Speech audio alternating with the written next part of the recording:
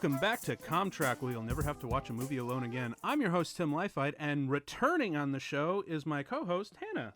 Hey, I'm back, bitches! I know, dude. Where the fuck you been, man? I have been touring Europe for a bit. Oh, I'm so jealous. I've been to Berlin, Prague, and Munich with my family. My tour guide, my little sister, walking around translating for all of us. Yeah, man. Drinking massive liters of beer, practicing for Oktoberfest, basically. Oh, my dream. If I wasn't broke, I would totally just, like, hijack it and, just get into, like, one of your oversized trunk packs, like, just chloroform me, throw me in a trunk, and throw me into the airport. I don't give a shit. Oh, I'm totally okay with that. And I won't take you on United. That's what All right, so we're back with a real special movie, because last time, if you guys remember, this is before the bonus episode I posted out for you guys. We did John Wick with my good buddy Nathan, and now we're here to do another Keanu Reeves special, The Matrix. This has a very special place in my heart. Yes, please tell. Because when I was, I think, 11 years old, I kept seeing references to this movie all over the internet, all over every Newgrounds short, and I begged and begged my parents to let me watch my first ever R-rated film. How old were you at the time? I think I was like 10 or 11. Oh, wow, okay. And I think it took a lot of convincing to let me watch Matrix Reloaded as well. My dad's excuse was that it had a sex scene in it. But I think his real motivation was he did not want me to watch the Matrix sequels. Well, I mean... He forbade me from watching Alien 3 for a long time, too. I mean, what was kind of under the philosophy of, like, it's a bad movie, you shouldn't watch it. Like, it's not, like, a bad movie, like, it's not a bad influence, it's just a shitty movie. Oh, yeah. Which is kind of weird. That is, like, when I finished Aliens, I'm like, can we rent Alien 3? And my dad was like, no. That movie's garbage. You're not allowed to watch Alien 3. Which, I actually hear in retrospect, like, after the recuts and the director's cut that they released, it's not bad. I still have yet to see 3 and Resurrection. Some movies aren't terrible, but when you put them next to their predecessors, totally. They're a huge disappointment, a huge punch in the Totally. stomach. I saw a post online that said that franchise... It's really interesting that they switched the genre every film. Mm-hmm. That the first is a horror, and the second is an action. Yeah. The third movie is a drama, and the fourth is a comedy. The fourth is a comedy. And then they just change it up for Prometheus completely and make it about the meaning of life. Which, weirdly enough, I'm okay with. I'm actually one of the few people out there that really... For some reason, the internet hates Prometheus and Alien Covenant. I have no idea why. I love both of them. I haven't seen Covenant because I heard such bad reviews about it. But Prometheus, I went in before the reviews, and... I mean, it's not terrible. Check out Covenant, honestly, just because it's Alien's greatest hits. Like, it has a little bit of all of them stuffed into one, which is a little weird when it comes to its tonal consistency, but whatever. I mean... but the is it too rehashy, though? Like, that's how I felt about, Force Awakens? In some areas, yes. In a lot of areas, no. But the thing about The Matrix is... The Matrix. This is... interestingly enough, you mentioned this is your first R-rated movie. film, yes. Starring Keanu Reeves. My first R-rated movie was Speed. Oh, I can go also, on forever about Speed. Okay, that's going to have to be a future one, because that's one of my favorites. I literally have on a computer a 12-page essay about the physics of Speed. I was supposed to write, a 3-page one, but I just watched the movie 5 times in a row and wrote about literally every action sequence. Hell yes, I would read the shit out of that. That's how we met, is in a physics and Oh my class. God, it totally was. Yes, it totally was. Okay, so this was back in, 2011? Mm-hmm. Yes, this is 2011. First day, my literal first day of college at BGSU. I walk into a science class that's about deconstructing movie physics, and finding out how plausible they are and what can and can't be done and what that. And I sat next to some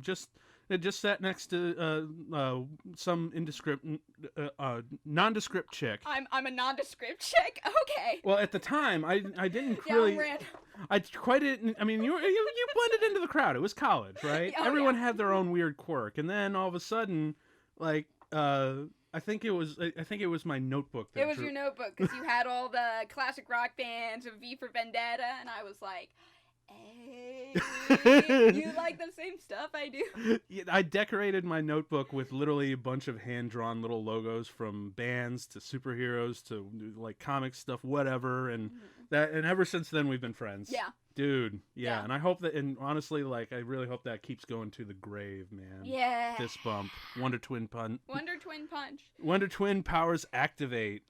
So yeah, this movie. So Keanu Reeves is kind of our R-rated cherry popper, isn't Oh he? yeah, yeah. Keanu Reeves popped our cherry, and Yes. he was so polite and considerate. Yes, he was.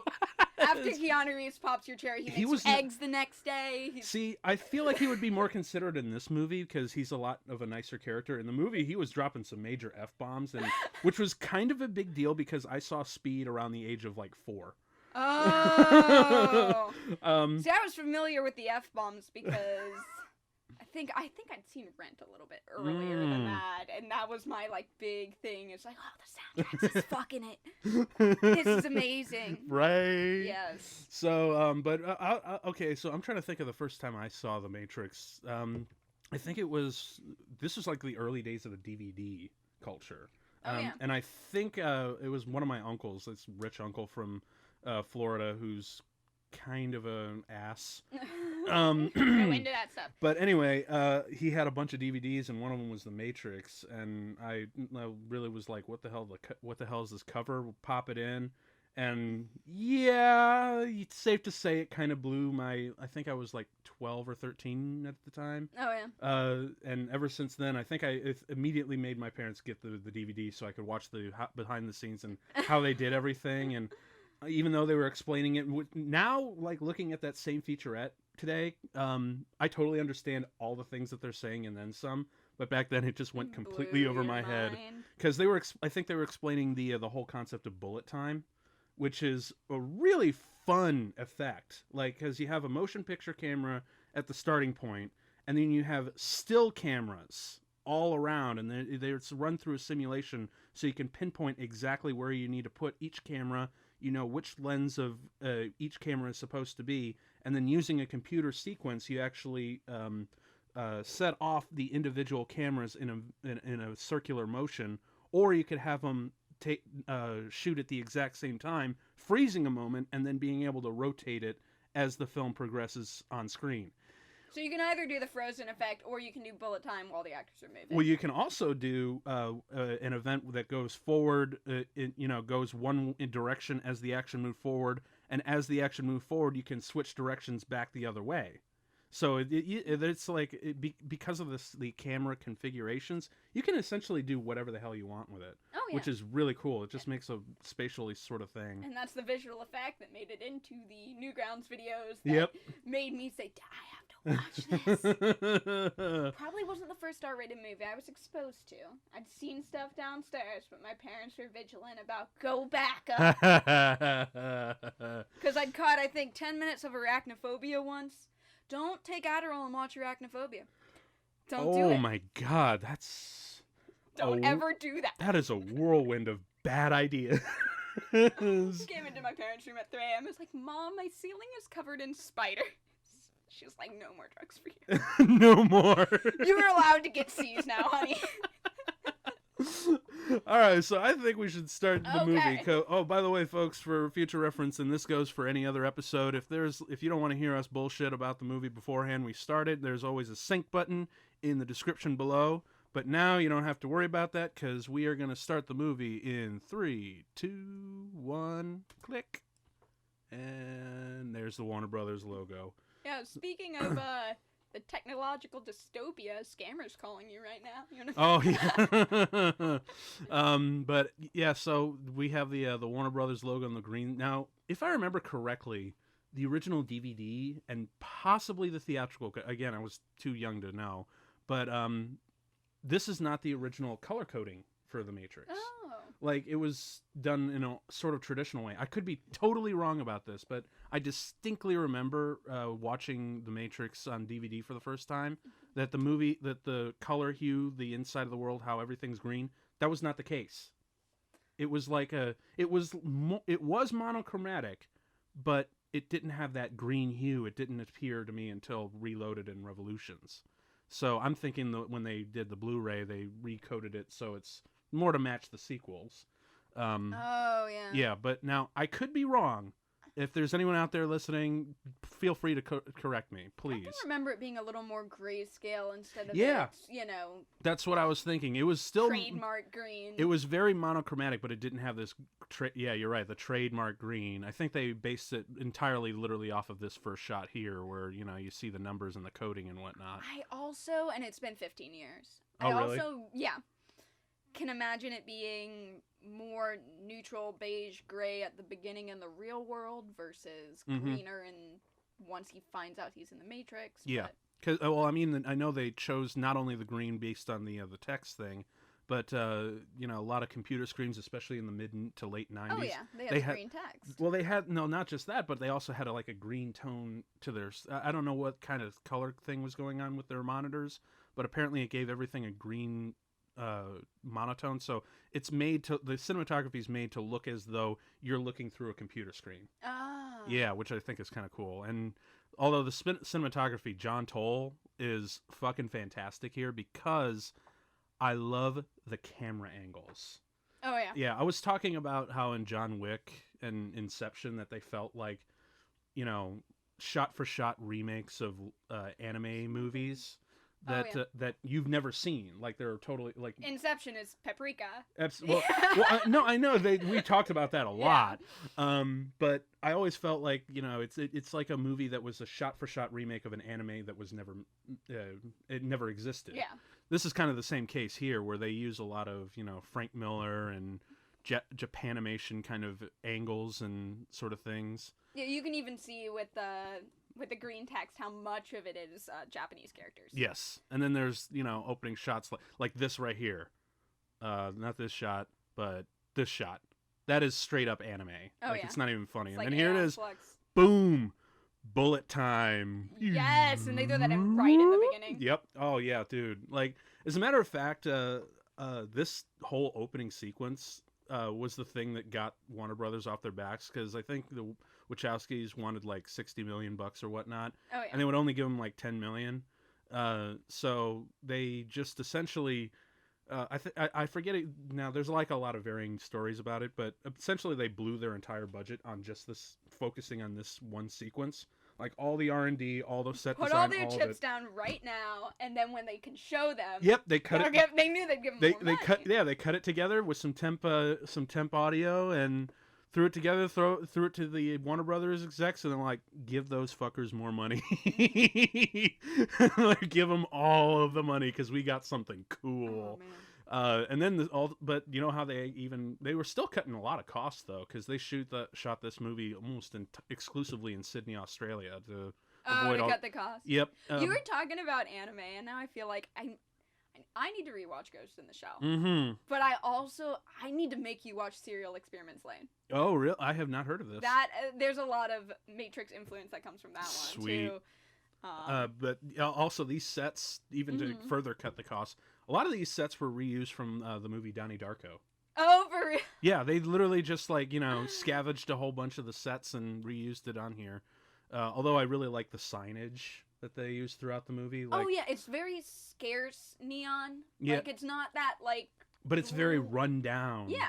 I love the gun ammo sign with the puff of smoke and heart of the city hotel with free TV, all that sort of thing. I like that it's monochromatic with the neon because usually you picture that kind of Blade Runner effect where everything is bright, super colorful, where everything is dark and then you just have one thing pop up. Yeah, and here it's a lot more monochromatic and not too distracting like that. And then this is a really cool bullet time shot. That shot still kind of screws with my head on how they were able to do it. Yeah, while she was flying. Yeah. Although her hand should be totally just like cut the fuck up and going through that glass window.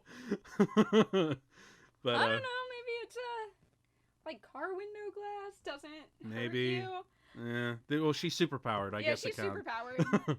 Although apparently they cast Carrie Ann Moss simply because she reminds everyone or the Wachowskis of the Major. From Ghost in the Shell. I mean, when you look at Trinity, you're like, in an alternate universe, Carrie Ann Moss would have been an amazing Major for a live action as good as we talk, because we've talked about how pretty a really good choice for Ghost in the Shell was Scarlett Johansson, but in an alternate universe, she'd be a really good one too. I still feel a little bitter about Hmm? the whole Asians, you can't play these roles because they're all white people. And then when there is an Asian role, I think we're gonna cast a white person. Yeah. I mean, if it went both ways. Yeah. If there were more instances of, sure, Nick Fury can be black, but the fandom's like, whenever somebody who's non-white plays a non-white character, they never let that pass. But if a white person plays a non-white character, I know. If it went every way, or if it was like Any- low budget and you got who you got, then that's one thing. But, anytime someone brings that up, I'm like, Michael Clark Duncan was an amazing Kingpin, you bigoted fuck, yeah, and walk away. yeah. So here's the first instance of Neo, man. Like he's asleep at his computer. I love this setup. This is so fucking 90s. I love it. Like the 90s Oh, hacker. look at those chunky boys. I know, right? But the hacker's desk where like everything is within reach of a roller chair, and he's just asleep at his desk. Oh yeah, it's aggressively 90s. I think in about 5 minutes someone's gonna mention Angel Dust. But yeah, I love it, and of course this is really cool. Like the Matrix has you, that sort of thing. And then of course the famous the Alice in Wonderland sort of reference. Yeah. Follow the White Rabbit. Oh yeah, can't really. It's not. You're not dealing with like alternate reality philosophy unless you're doing Lewis Carroll, are you? Nah. Right. And then I thought this was really cool. Knock knock. But boom, boom. The cool thing is like it's actual two knocks. Like how did they know exactly that much? Because it's a program, Neo. Is it? I don't know anymore, man. I don't know. I'm too high for this shit. I'm Mountain Dew. Whoa.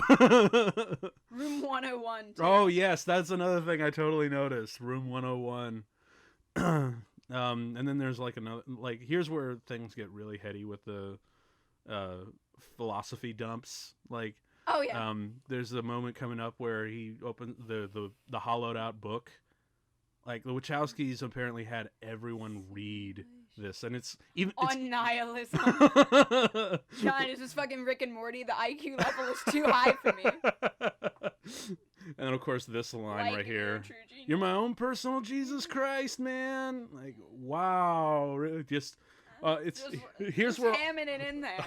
Oh, they ham it up even more so with like, you need to unplug, man. Oh, yeah. No, but that is one of the reasons that I loved it so much as a kid. Is if you're 12 or 13 and people kind of spell out complicated philosophy for you and talk down to you about something that actually is pretty high up there, it's like your first like introduction to like what was it Philosophy 101 or something like that.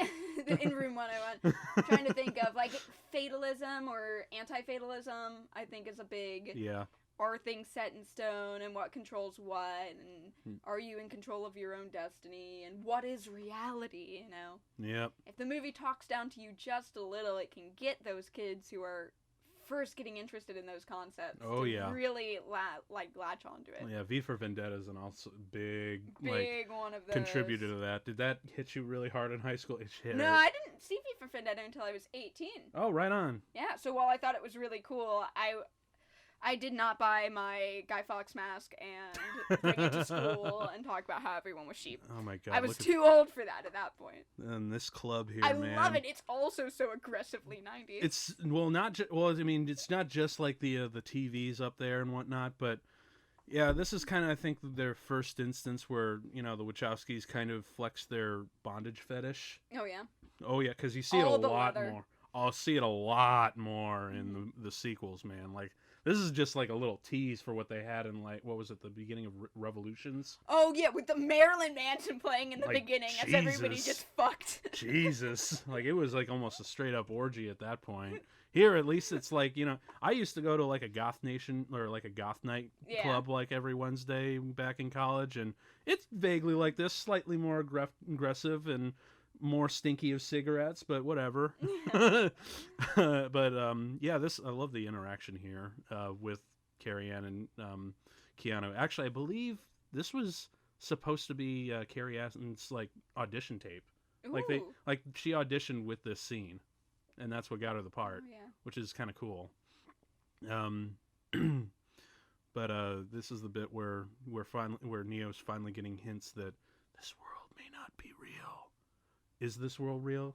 Are we real? If a girl came up to me at a club and started talking to me about like how the world isn't real, I think I'd just ask her what she had. Like, I don't think I'd take her seriously at a club like this. Somebody was like, "You're plugged in, Neo. You don't know what it is. You need to unplug." And I'll be like, "Okay, let's unplug together. What you got?"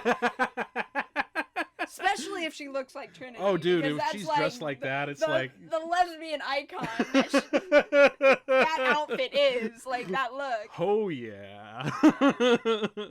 And of course, thinking a woman like that immediately makes you late for work. Oh, the next yeah. morning, of course. And Metacortex. Oh yeah, that's what he's working. This I believe. And they're cleaning the windows to symbolize how his view is becoming clearer of the new world. I mean, I'm bullshitting, but I wouldn't hold No, it it's totally on against point. them to like. And of course, like Mr. Authority figure here, he not only does he look like it, like with the same hair and the same suit. He looks like it. He's an agent. He totally is. Like he's got that very sort of thing going on. But yeah, this is like They keep cutting back to the window washers. I think I might be right. Yeah, his view is becoming clearer. Oh man! Wow, this is on the nose. Away the filth of deception. That is what like the art movement of symbolism. Yeah. Where every piece means something. Can almost seem like cliche and on the nose, but that's what they're going for. Is everything is a metaphor for everything. Yeah. All the time, no subtlety. But everything's intentional, so I can respect that too. That's a lot true. of care and love, and Neo's not going to open a random book if they have a chance to throw in on simulation and nihilism. Yep. And then of course, this is like what makes this movie what they call a cubicle movie. About those, literally all of them came out in 1999. Office Space, American Beauty, about these guys working in office cubicles wanting to escape their reality because it's so fucking boring. I think we need more of that. There's a million movies about teens running off into a universe, like, and then I can't think of any modern movies which are about the 30-year-old, the 40-year-old who feels trapped. Walter Mitty, maybe? Maybe that's about it, but that was a little bit more outdoorsy and not so much confined to this stifling cubicle culture. I would love a hope punk movie directed at 40-year-olds.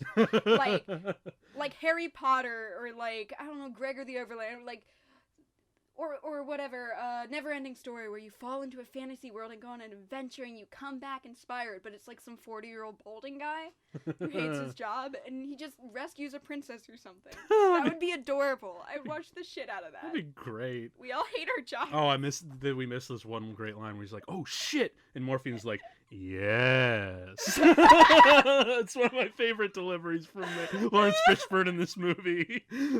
I need that as like a reaction image for like when you introduce your friend to something like fucked up for the first time. Like when I gave you Fatal Frame 2 for the first time, you're like, "Oh shit!" I'm just Yes. Yes, Neo.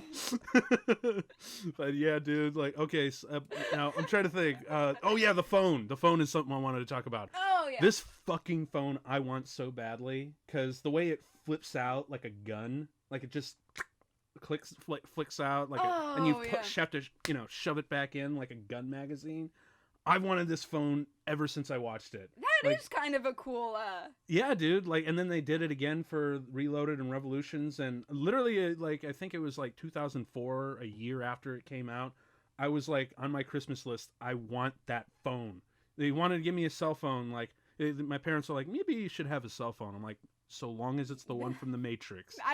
They don't make that anymore. No, they made actual working cell phones to promote the movie back in like 2003, No, but 2004. they don't make that anymore. Not anymore. Oh, although you can still buy them on eBay, but because they're such collector's items, they're like $200-300. Oh yeah, Yeah. I tried to buy a Walkman earlier, and I forgot that audiophiles exist and ruin everything. Mm-hmm. I remember when records used to be 25 cents because nobody wanted them. Now everybody wants records. And now they're like $50 for the double, the double thing going on. I wanted a Walkman. It was so aesthetic, and I could listen to music and leave my phone at home. I did have a Walkman. I don't know what happened to it. It probably got broken or whatnot. You go online, they're like $120. Well, yeah, I think it's not only because they're rare, but Star-Lord happened. Star-Lord happened. All the vaporwave stuff. That's why I wanted it. I wanted a stupid vaporwave Walkman. I wanted to take it home and paint it some pastel color. Walk around with it. iPhone. Oh. No. I wanted that phone so bad. They don't make phones dramatic anymore. No. Like, even back when I had my Motorola Razr, like, nothing was, like, a more iconic, like, bitch move than to when you were... It's like, goodbye, and then you flip it shut with one hand. I know, right? Just pressing a button on a touch screen doesn't have that effect of slamming a phone or even just clipping it shut. Yeah, well, see, I love the flip phones, the way that they almost feel like the communicators from Star Trek. You just flip them open. They were probably directly inspired by the communicators communicators. Totally. As a matter of fact, there's even, like, you can get replica communicators that are Bluetooth connected to your phone. But what I really love doing, and especially I've seen in, like, Breaking Bad and whatnot, where they'll be talking to like an enemy, and then you'll hear gunfire on the other end, and they just break the phone in half. Snap the burner phone. Like, I love that, dude. I love that. Like, phones need to be more aesthetically pleasing, like in movies. It's. Oh, okay. So this here. Okay. Big deal, because I found out about this literally today. Oh, did you pause and read the papers? I looked at the papers, but if you look really, really fucking closely at his passport and ID, and you'll see it. It's upside down, so you can't really see it right here. But if you pause and turn it upside down, you'll note that he got his ID issued in September of 1991, and it expires September 11th, 2001.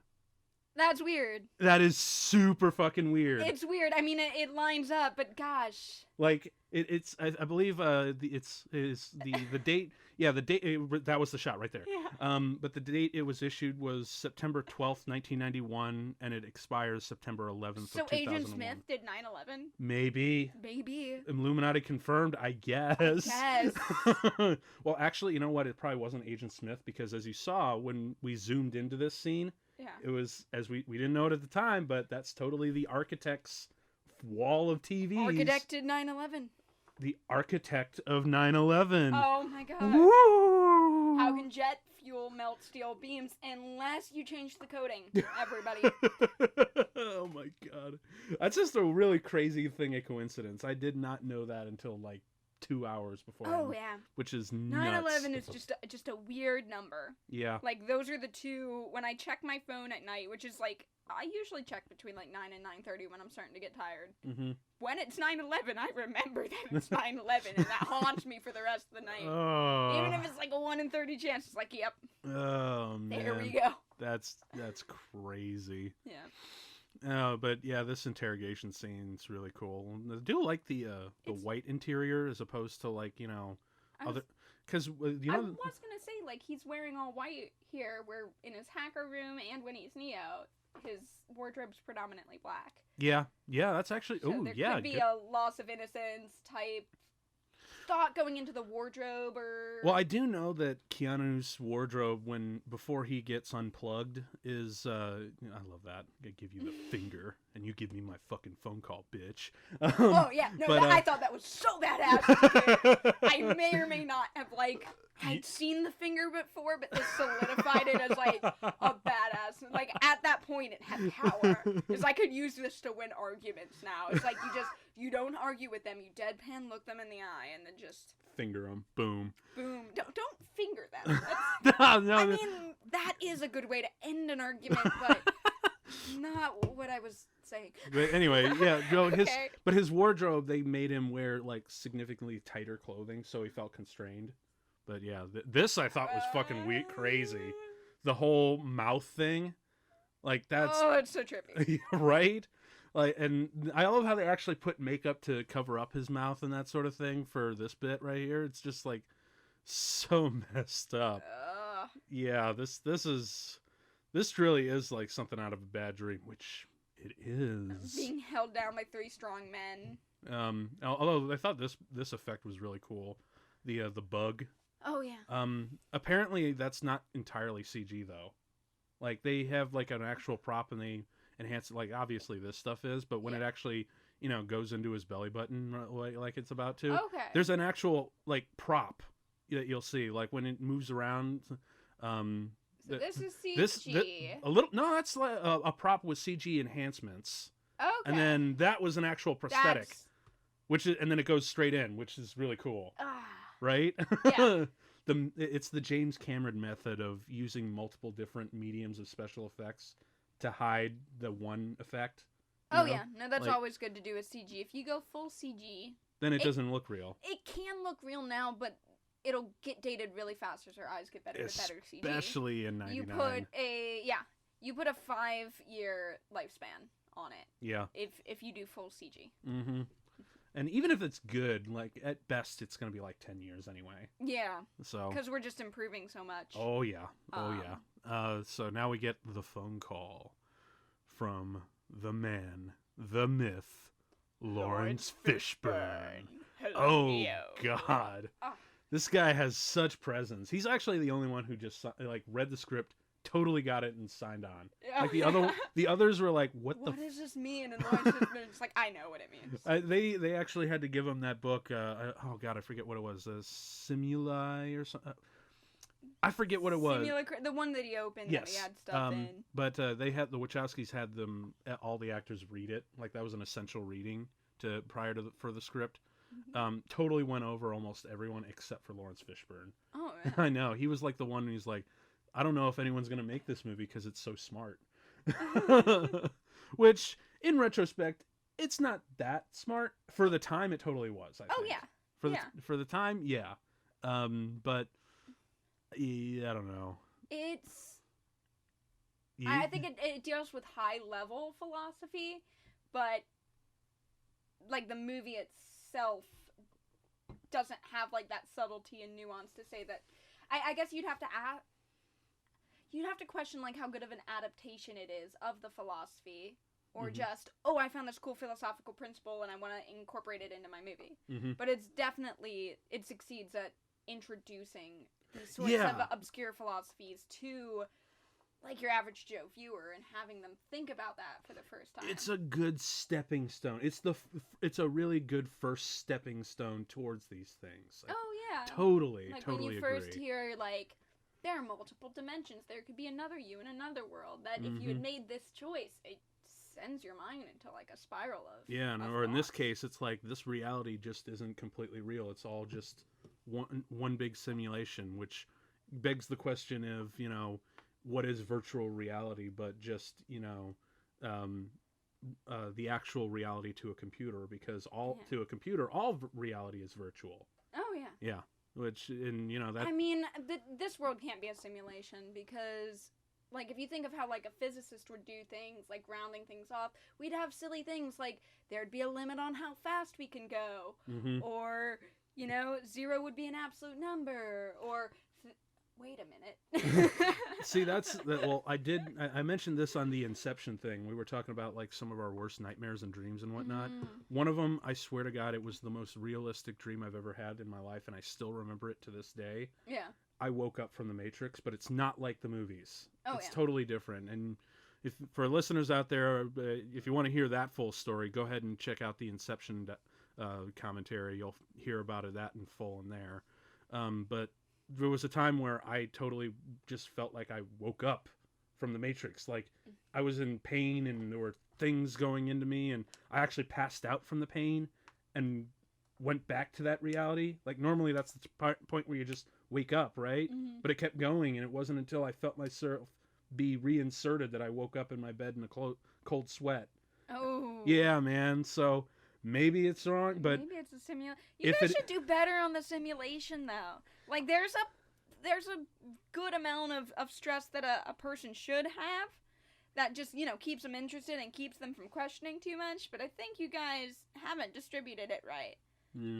Just if it's a simulation, can you make it nicer? And then I'll chill. Then, sure, use my body as a battery. I don't care. Well, I think that's a win-win. They did make try it a that. little nicer. They did try that. That was the first Matrix, remember? No, but they made it a utopia. You have to give, people a little bit of stress. Well, that was the beta version.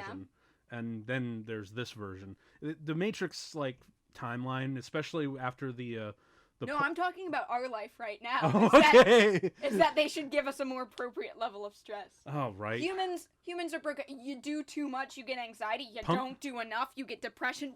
What the fuck, machines? Machines, take a big note from Huxley and just pump me full of Soma. This is just my... That's not a bad dystopia. If you could live in any dystopia, mine would be Brave New World. Totally. Because, you question it. Yeah. The author intended it to be one of those boring disputes on communism is bad, wah, wah, wah. But I think it's an interesting reflection on whether freedom or happiness is. Totally. Because everything is if someone's like, well, what if you disagree with the government? You go live on Iceland. Yeah. Dude, it's totally. not that bad. Don't people need mental breakdowns every once in a while to be healthy? It's yeah, you get that induced at a medical facility and then you leave. Yep. It's or just head over to the skin flicks, Oh yeah. What if you hate your job? It's you're programmed to like your job, right? So it's not so bad. I mean, I might not choose to live there right now, but from any dystopia, if I Brave New World, I would live in Brave New World. Totally. It's not that bad. Totally. Although, would you want to be in the Matrix though? Because this whole bit that's coming up with the blue pill, red pill thing. Actually, that's another really good question. It's interesting because if I were in the Matrix, I wouldn't know I was in the Matrix. Unless you were one of those red pills that had that, he describes it as the splinter in your mind and whatnot. You're always slightly off balance and you always slightly feel like you're always dreaming and whatnot. That's how I am all the time. So, would you be able to live with that? Because that's the thing. If I were a splinter, maybe not. But, usually if you were to be transported into a dystopia, you'd know. If you were transported into the Matrix and weren't told, you wouldn't be able to tell. Mm-hmm. Your day-to-day life would probably not change. It's just the knowledge that it's not physically real. And does it matter if it's physically real? Okay. In your experience, does it, matter if it's a program or not? I don't know. Personally, If I was presented with the blue pill, red pill, totally would take the blue pill. Is that the one where you don't? Where I just wake up. Oh yeah, because red pill means that you wake up. Yeah, because that's what red pill guys are like. Is we've realized. Well, see, the red pill. If I take the red pill, that means I'm just going back to that nightmare that I woke up from, and I'm like, oh hell no! I seen that shit. I'm staying here. Y'all can take my thermal and kinetic energies. That's fine. Just keep me in here. I'm cool. Oh, yeah. I don't want to go out there and fight those scary ass robots. Especially with the environment going shit. If we escaped from the Matrix and it was a total machine world, we'd be like, oh shit. What do we do? There's no natural resources left.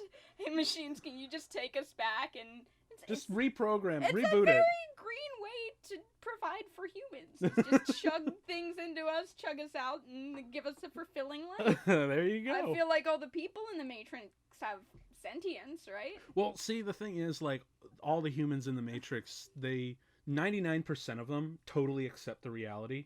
Yeah. Whereas the 1%, like Neo, or the ones that are something's not right. Subconsciously they reject the Matrix. Oh yeah, no, but I'm talking about every person in the Matrix is a real person, yes, right? Yes. With the exception of the agents and programs and whatnot running around. I think that would be what would fuck me up the most is if I knew about the Matrix and I was talking to somebody, I'd be like, "Are you real?" Did you ever have that thought when you were a kid? It's what if everybody else is a robot except me?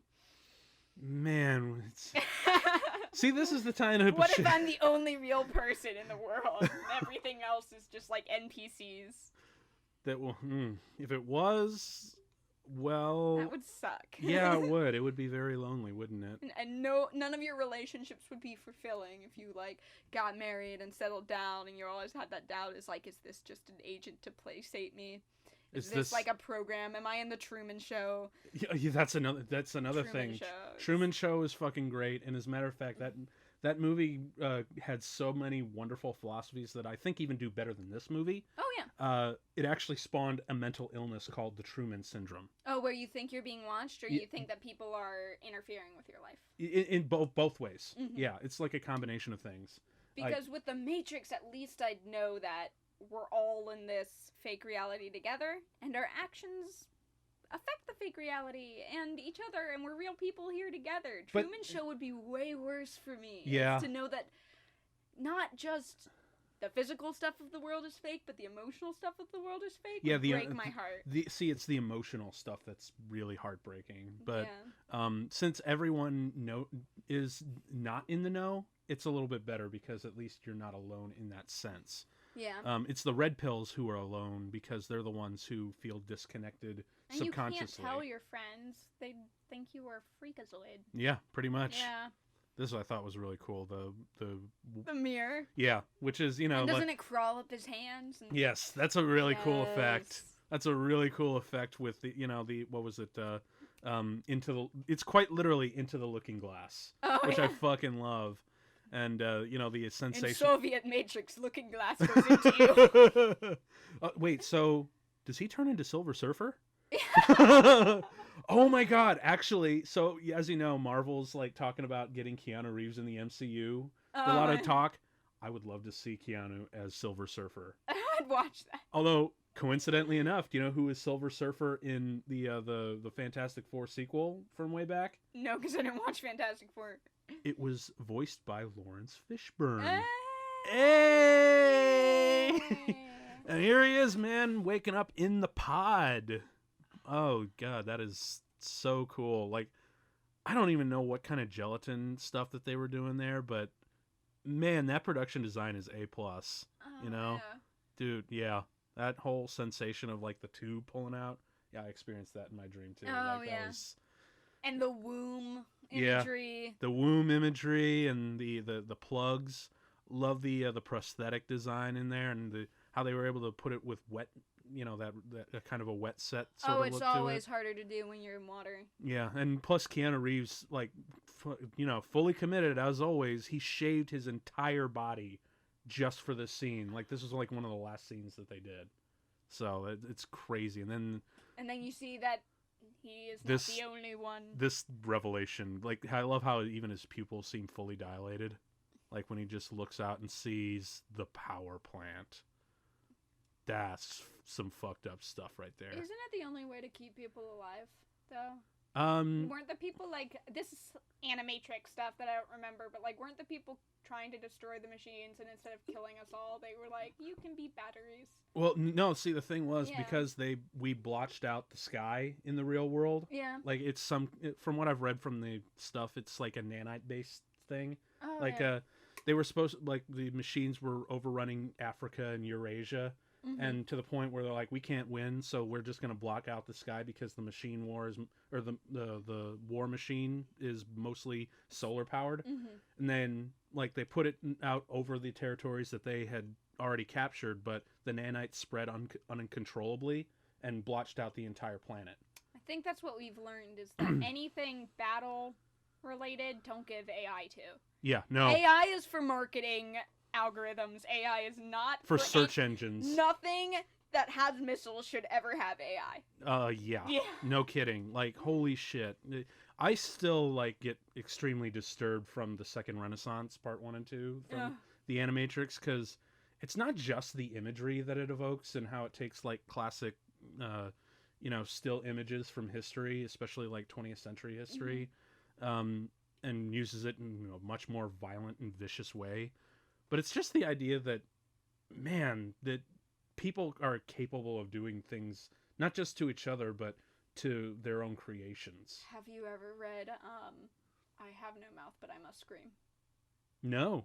Okay, so I think there are 3 main AIs in the future that fight wars for us. Mm-hmm. So, like, Russia, China, and the US are this constant AI war. And we basically wipe all the humans out, and then all the AIs consolidate into one big eye called, like, Am or something. Mm-hmm. And he keeps, like, 6 humans alive and just tortures them forever and ever because he has nothing better to do after he's won the war. and wiped out all of humanity. Bruh. So you go into like these 6 people's backstories and all their regrets, and it's chilling and awful and terrible, and I highly recommend it, because if you get a good dramatic reading of it that you can find online, it's 20 minutes. Max. Oh, dude, it's a I'll short check it. Story. Dude, I'll check it out, because that sounds a lot like what happened after the war. Like, because the machines got, and because at first, like when they blotched out the sky and whatnot, we started winning, but then they just started. They figured out fusion power, and they started making new cephalopod things, sort of like the Sentinels that you see in this.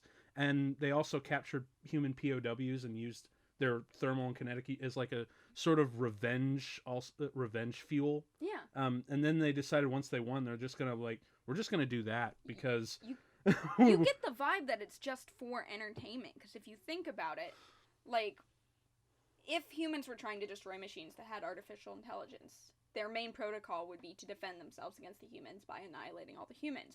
Then what do you do after you annihilate all the humans? Yeah. Do you just sit down and cool your processors? I feel like they'd want to keep humans alive to do something with their massive brains. Yeah, that's because body horror could be an interesting way to pass your time. That's well, I mean, I think it was because they were like scrambling for an alternate power source because the sun was gone, and because the sun was gone, the planet was ravaged completely with all sources going out. So in between practicality and revenge, they sort of found it. Mm-hmm. And it just was more happenstance, and it wasn't like, we're going to do this because we hate you. No, but the Matrix would be way more dystopian. Way more. And less, average life type. There's a little bit of humaneness to just, it's exactly like your world. Oh, and then there's this here where Morpheus is explaining that it's closer to $21.99. Apparently, again, this is where the Matrix ethos gets kind of fuzzy, but because there have been, 5 different versions of the one before him, it's actually closer to $26.99.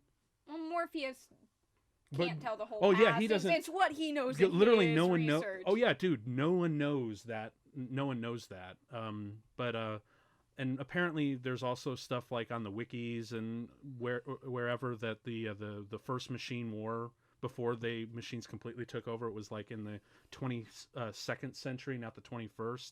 Where Phil of the Future is from. So, who knows? Like, because according to this, the Nebuchadnezzar was made in 2069, but I always thought that maybe the Nebuchadnezzar, or at least the plate that they show, that it says formed in 2069, maybe that was off of just something else. Oh yeah. Like another battle carrier or whatnot, and they just used the scrap and just bolted it on there and like, Nebuchadnezzar, booyah! I do love the introduction of the crew. Switch, the albino white-haired woman. Yeah. She's an interesting case. I actually read up on her several years ago. Apparently, it was supposed, and this is kind of like a planting seed for how the Wachowski brothers became the Wachowski sisters. Oh yeah. Switch was supposed to be a man in the Matrix, but a woman in the real world. Oh. Yeah, hence the name Switch. Interesting. Yeah. That could have been a cool concept to go into in like an Animatrix type story. It totally would have. I'm surprised they didn't completely run with that. It would have played kind of... That was creepy. That was weird. the edgy to mainstream audiences, but if it were a bonus feature, that could be... Totally. And this whole movie is about introducing philosophies that, okay, in the 90s, like, we didn't have too many well-written stories about that. Yeah. But although it still would play with the idea... progressive identity. Ideas through science fiction is nothing new. Mm-hmm. That would have been really fun. To say my physical body is one thing, but my mental identity is another. Yeah. And it's so strong that it carries over into the reality of the Matrix. Oh. So that would have been really interesting. I mean, I think they would Switch be... Yes? Would it be their real-life mind projected into the Matrix? Because you're saying it like their Matrix mind projected into reality and changed their gender, which... It could go either way, honestly. More like the machines are like, you have a male brain, you get a male body in the Matrix, and then you wake up and I totally have forget. Gender dysphoria. I totally forget. Maybe that's why they decided to chuck it, but at the same time, I really wish they pursued it, because that still would have been an interesting thing. Although, then It'd again, be an interesting bonus short to like look into some of yeah, the side characters. as an and their- animatrix for the short for the animatrix, that would have been perfect. Oh yeah. Maybe, but I feel like they did chuck it because they were in favor of pushing Neo's story and the main characters. Yeah, and no, whatnot. I can see how that would be bloated in the context Yeah. of the Yeah. main movie. But they did all those shorts. Yeah. So that would be a cool story to tell and all those extra things. That Do they've one come more up with. Animatrix, dude. That would be amazing. I would be more looking forward to that than that. What do you think that the fourth one's gonna be? I have no 'Cause idea. usually when an 80s film gets rebooted in the 2000s, it's about Harrison Ford being old and his estranged child from when he was like Joseph Joestarring all over the world, knocking up every fucking woman that he sees. I have no idea. All I know is Harrison Ford's not there to have children, so what is this? Lily Wachowski is not involved. She's doing something else. Lana is co-writing and directing. They've got Keanu and they've got Carrie Ann. That's all we know. All right. I don't know how that's going to work because they're literally the two characters that died in Revolutions. Yeah, and there's always this awkward thing with the reboots. That's like 20 years later, but it's an arbitrary 20 years later. It's not a good passing of time for the story, but it's just the time that passed in real life because we have to bring these same actors back. Yeah, I don't know how it's going to work. But in this whole sequence is kind of the prelude to the Second Renaissance, which still continues to blow my mind, especially in how because it's to the point where I want to see if I'm going to see another Matrix movie, I kind of want to see it from the perspective of the Animatrix, the Second Renaissance, and how the machines took over. Because this stuff is just fascinating and because I'm always obsessed with like alternate realities and alternate history stories. Oh yeah. So that just really appeals to my my what if sentimentality, I guess. Yeah. But so I would love to see that, especially to see this stuff brought back in live action because especially for 1999, visuals like this was just beautiful and nightmarish. Like I love the cephalopod designs and they look like alien eggs going up the tubes. And I'd say like scenes that are full CGI can sometimes just look incredibly beautiful, like and just be when they're super stylized like that. Yeah. And then this was just horrible with the baby. That's baby. like that's like an animatronic, but still it's just like Jesus. Oh yeah. I can tell that looks like one of those hyper realistic dolls that they have. Mm-hmm. For grieving mothers or whatever they use those for. But either way, like that's some cool shit right there. And then watch it, baby. And then this is the where Neo finally takes everything in with the magic of product placement. Duracell. I love Duracell. I have a sign that says I love Duracell. This in my episode basement. brought to you by Duracell. I have a sign that says I love Duracell in my basement. You're kidding. I'm not. We had a chalkboard and we wrote it on there and we haven't erased it. But it was, I think, back when we had the Nintendo Wii with the rechargeable batteries. Oh my god. When I first got rechargeable batteries, I loved them so much. Oh my god. That we were like, yay! Oh my These god. are the best things Oh my ever. god. Oh my We god. love Oh my god. Duracell on the wall. Oh my god, I can't breathe. I don't believe it. I can't breathe. I'm gonna pop. You're gonna pop? No, rechargeable batteries were the shit back in like 2005. Yeah, they totally were, We were man. like, what do you mean I don't have to throw stuff away anymore? Now we don't even have batteries. No. You walk into the store and you buy a pack of batteries and it's like everybody knows you've got a vibrator. Because that's the only thing you'd be buying batteries for in 2019. Hey, I buy batteries for my remote control and my stuff and well, whatnot. you're a man, so okay, very fair. remote controls can last years on batteries. If you go into Aldi and you buy a pack of batteries every week, it's like, should I hook you up with somebody? Are you okay? Oh my god. That just brings up an interesting question. A really interesting question. Speaking of vibrators, are there vibrators in those pods? That brings up a question, and I'm gonna bring up wet dreams for a bit and see how you feel. If you're dreaming, sometimes you want realistic feelings to happen, and it won't happen because it's not physically happening to you. Like, if you try to go to the bathroom in a dream, you'll wake up and go to the bathroom. Yeah. Or you'll pee. Nobody just has a dream where they go to the bathroom. Yeah. You either wake up or you wet the bed. Yeah. Same thing with, like, sex dreams is... Not in a dream. It doesnn't work. Even when I'm lucid dream, I can summon whatever the fuck you want. It doesn't work. So maybe they need... I mean, if you want to keep the humans happy, maybe they need some sort of insert. They got all the other plugs. Why not? And then they probably just collect, like, the dropped eggs and the semen to make the humans. That's a good thing, is they have to milk these humans somehow. Yeah, they, well, I mean, way they easier than cutting them open and harvesting bits. Oh, wow. You can't collect the eggs, though. No. Wait. Not from an organ. The eggs don't come out. Well, I mean, they would you probably would have to cut up they would probably the have women. something surgically. Man, that's weird, crazy. How do they make the babies? Or do they just have DNA and test tubes that they do in a totally asexual way in another... Probably? Yeah. I guess? You could get clones and some sort of advanced, I guess, what do you call, like a membrane? Yeah. And just insert DNA in. That's, wow. See, it's questions like this that make this universe... Which means over time, if you did it completely synthetic, yeah, well, then it would be like these factory farmed animals that are all like clones of each other. Well, they do say that they're all, like, they're artificially born, artificially grown and whatnot. Yeah, but are they artificially inseminated by combining things in a traditional way? Or do you combine a real egg and sperm and then put it in a tube? Or can you just synthetically make humans? I don't know. See, these are interesting questions. Like, if you think I about... hope the Wachowskis are writing this down because I want to know. If you think about bananas, do you know all bananas are clones? Really? All bananas are genetically identical to each other. They actually all burned down in the 1950s, except for, like, the seeds that they saved, which is why, like, candy banana flavor does not taste like bananas. Yeah, no. Because those bananas died. Oh, okay. Yeah. Bananas used to taste like that. In 1940, like the old Chiquita banana was singing about a completely different flavor.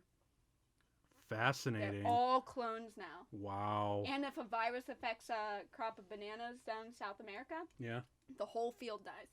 Damn. Because there's no genetic diversity because we killed bananas. We now have the domesticated banana. Shit, that's so if the crazy. machines were growing us, maybe it's like the banana. then there could be They 40 even look Keanu Reeves. Look, they even have like those banana-like structures for when they are harvesting the humans. And oh, that's fucked up. Oh yeah. Oh, this is cool though. I wish learning was this easy. Yeah. Learning was this easy, where you just plug me into the back, hit load, and then boom! Holy shit! I know kung fu. Oh man. Like, dude, that would be awesome. You want some more? Hell yeah! Shoot me up with some kung fu. Oh yeah! This is legitimately how I think drunken the world works. boxing. I love. That's actually a reference to one of the fight choreographer, Wu Ping. He actually did like this style called drunken boxing for a movie. Oh yeah, so the drunken master type. Yeah, they did that sort of thing, which is really cool. Like, the guys were big fans of Wu Ping and his fight choreography, so they literally went out of their way to get him. And he's like, "Look, I read your script. It's really good. Don't want to do it."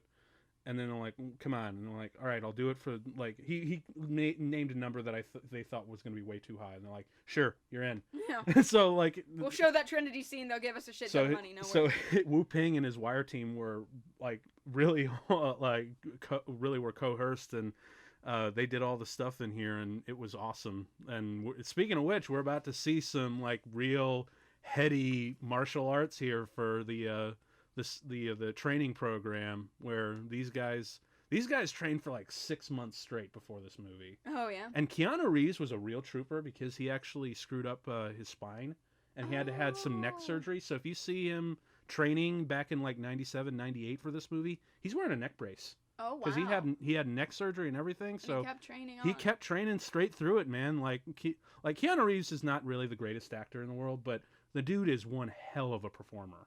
Oh yeah. Like, this dude is dedicated for the long, balletic sort of kung fu that goes for these type of movies. And it can almost be better to be like a hard worker and a trooper than to be a good actor. Because you Absolutely. have these actors who are great at their craft and then get a big ego about it and aren't willing to learn how to do an accent or aren't willing to, be in a stunt. See, that's when you get movies like Mortal Kombat, where you have actors who can't fight and fighters who can't act. Oh yeah.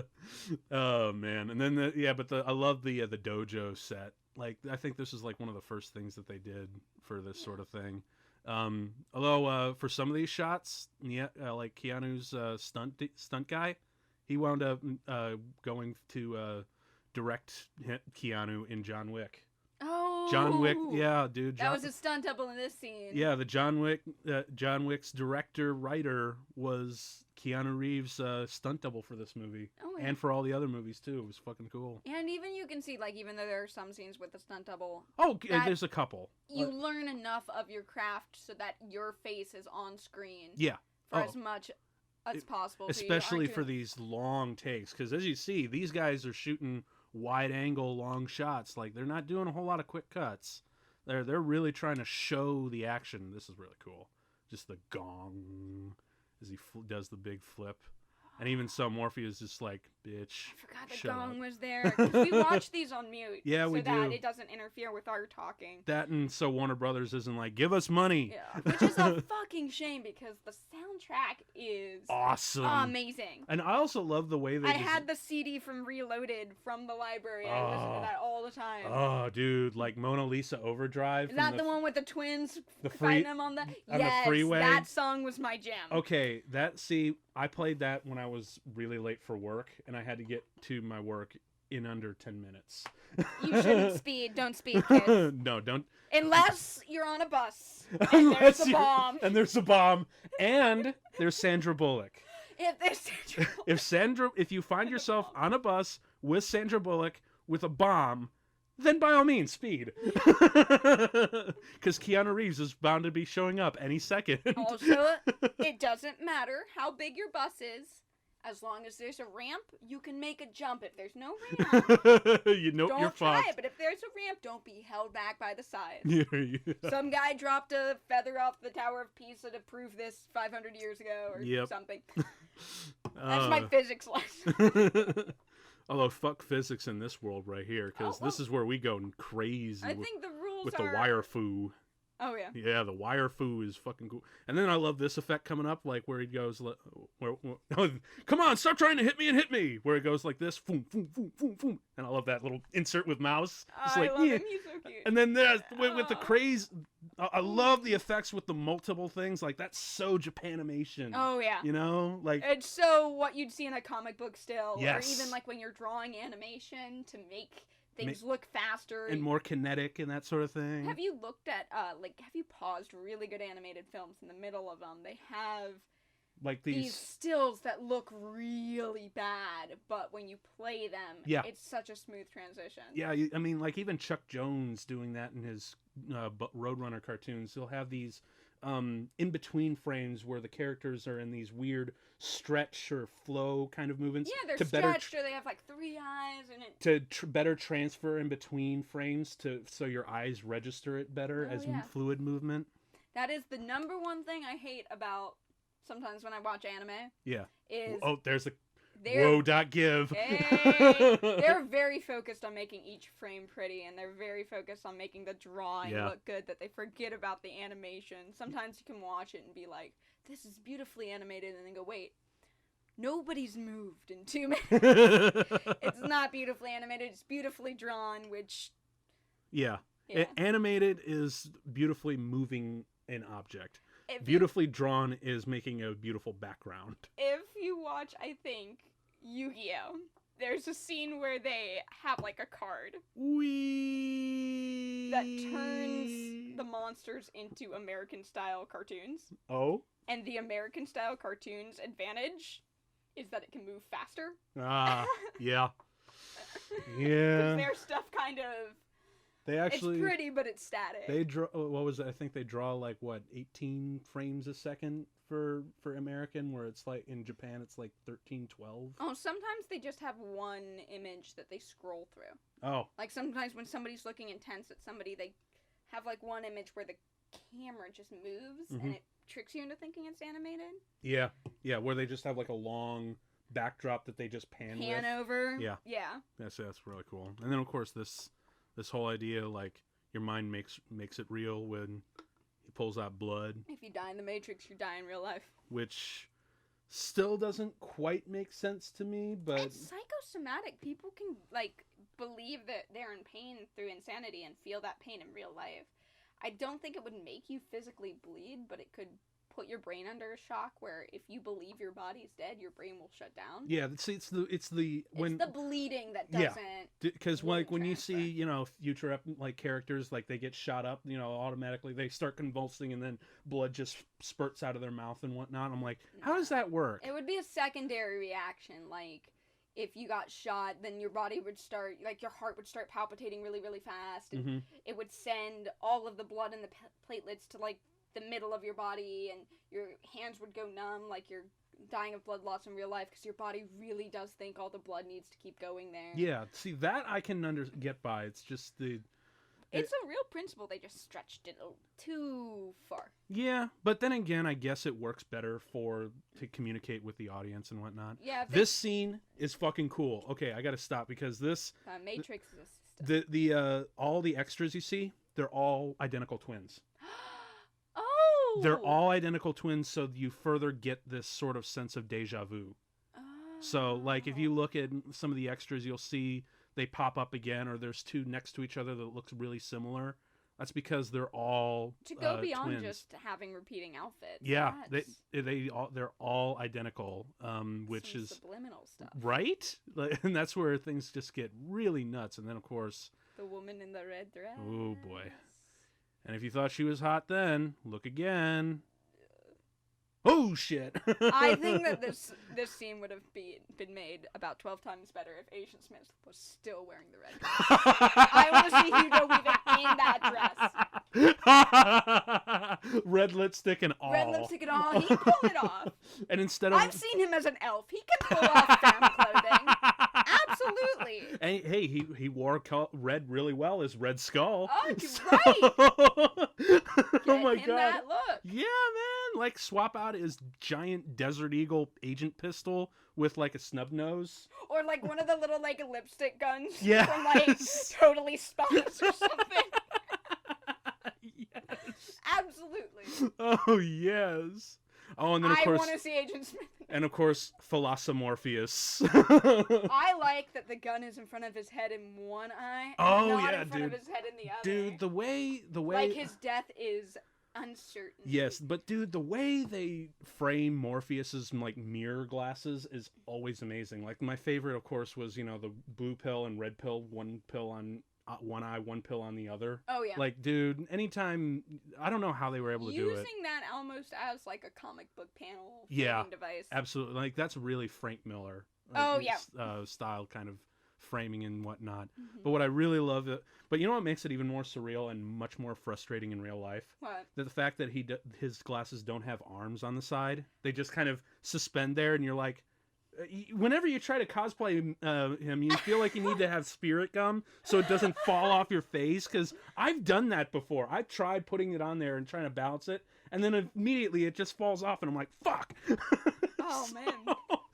Some outfits just are about making them impossible to cosplay. I know, right? I mean, yeah. Especially for you poor women. Oh my god. Did you know that they make like prosthetic like anime boobs that you can wear? Yes. Yes. So that you can just have that level of reveal without any of the risk of popping out. Yep. And it's all like tacked in and everything and whatnot, yeah. and everything's anatomically perfect and totally unrealistic. You can sexualize women, but please make the outfits obey normal physics. Well, no. So that nip slips don't happen. Anime has totally different laws of physics. Especially the boob physics. No, actually, have you read these? It's getting a lot. I have read it. It's getting a lot better. I think it's interesting to watch now that most people have normal colored hair. Yeah.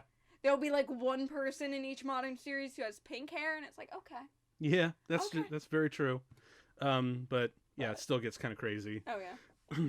Morpheus is like one of the few impossible costumes with those fucking sunglasses. I bet you just have to like squint your eyebrows around it like a monocle. No, you literally have to spirit gum that thing. Really? On. You have to, because you can't just go like this. No, I mean, you'd either have to have those things clamped on hard, yeah.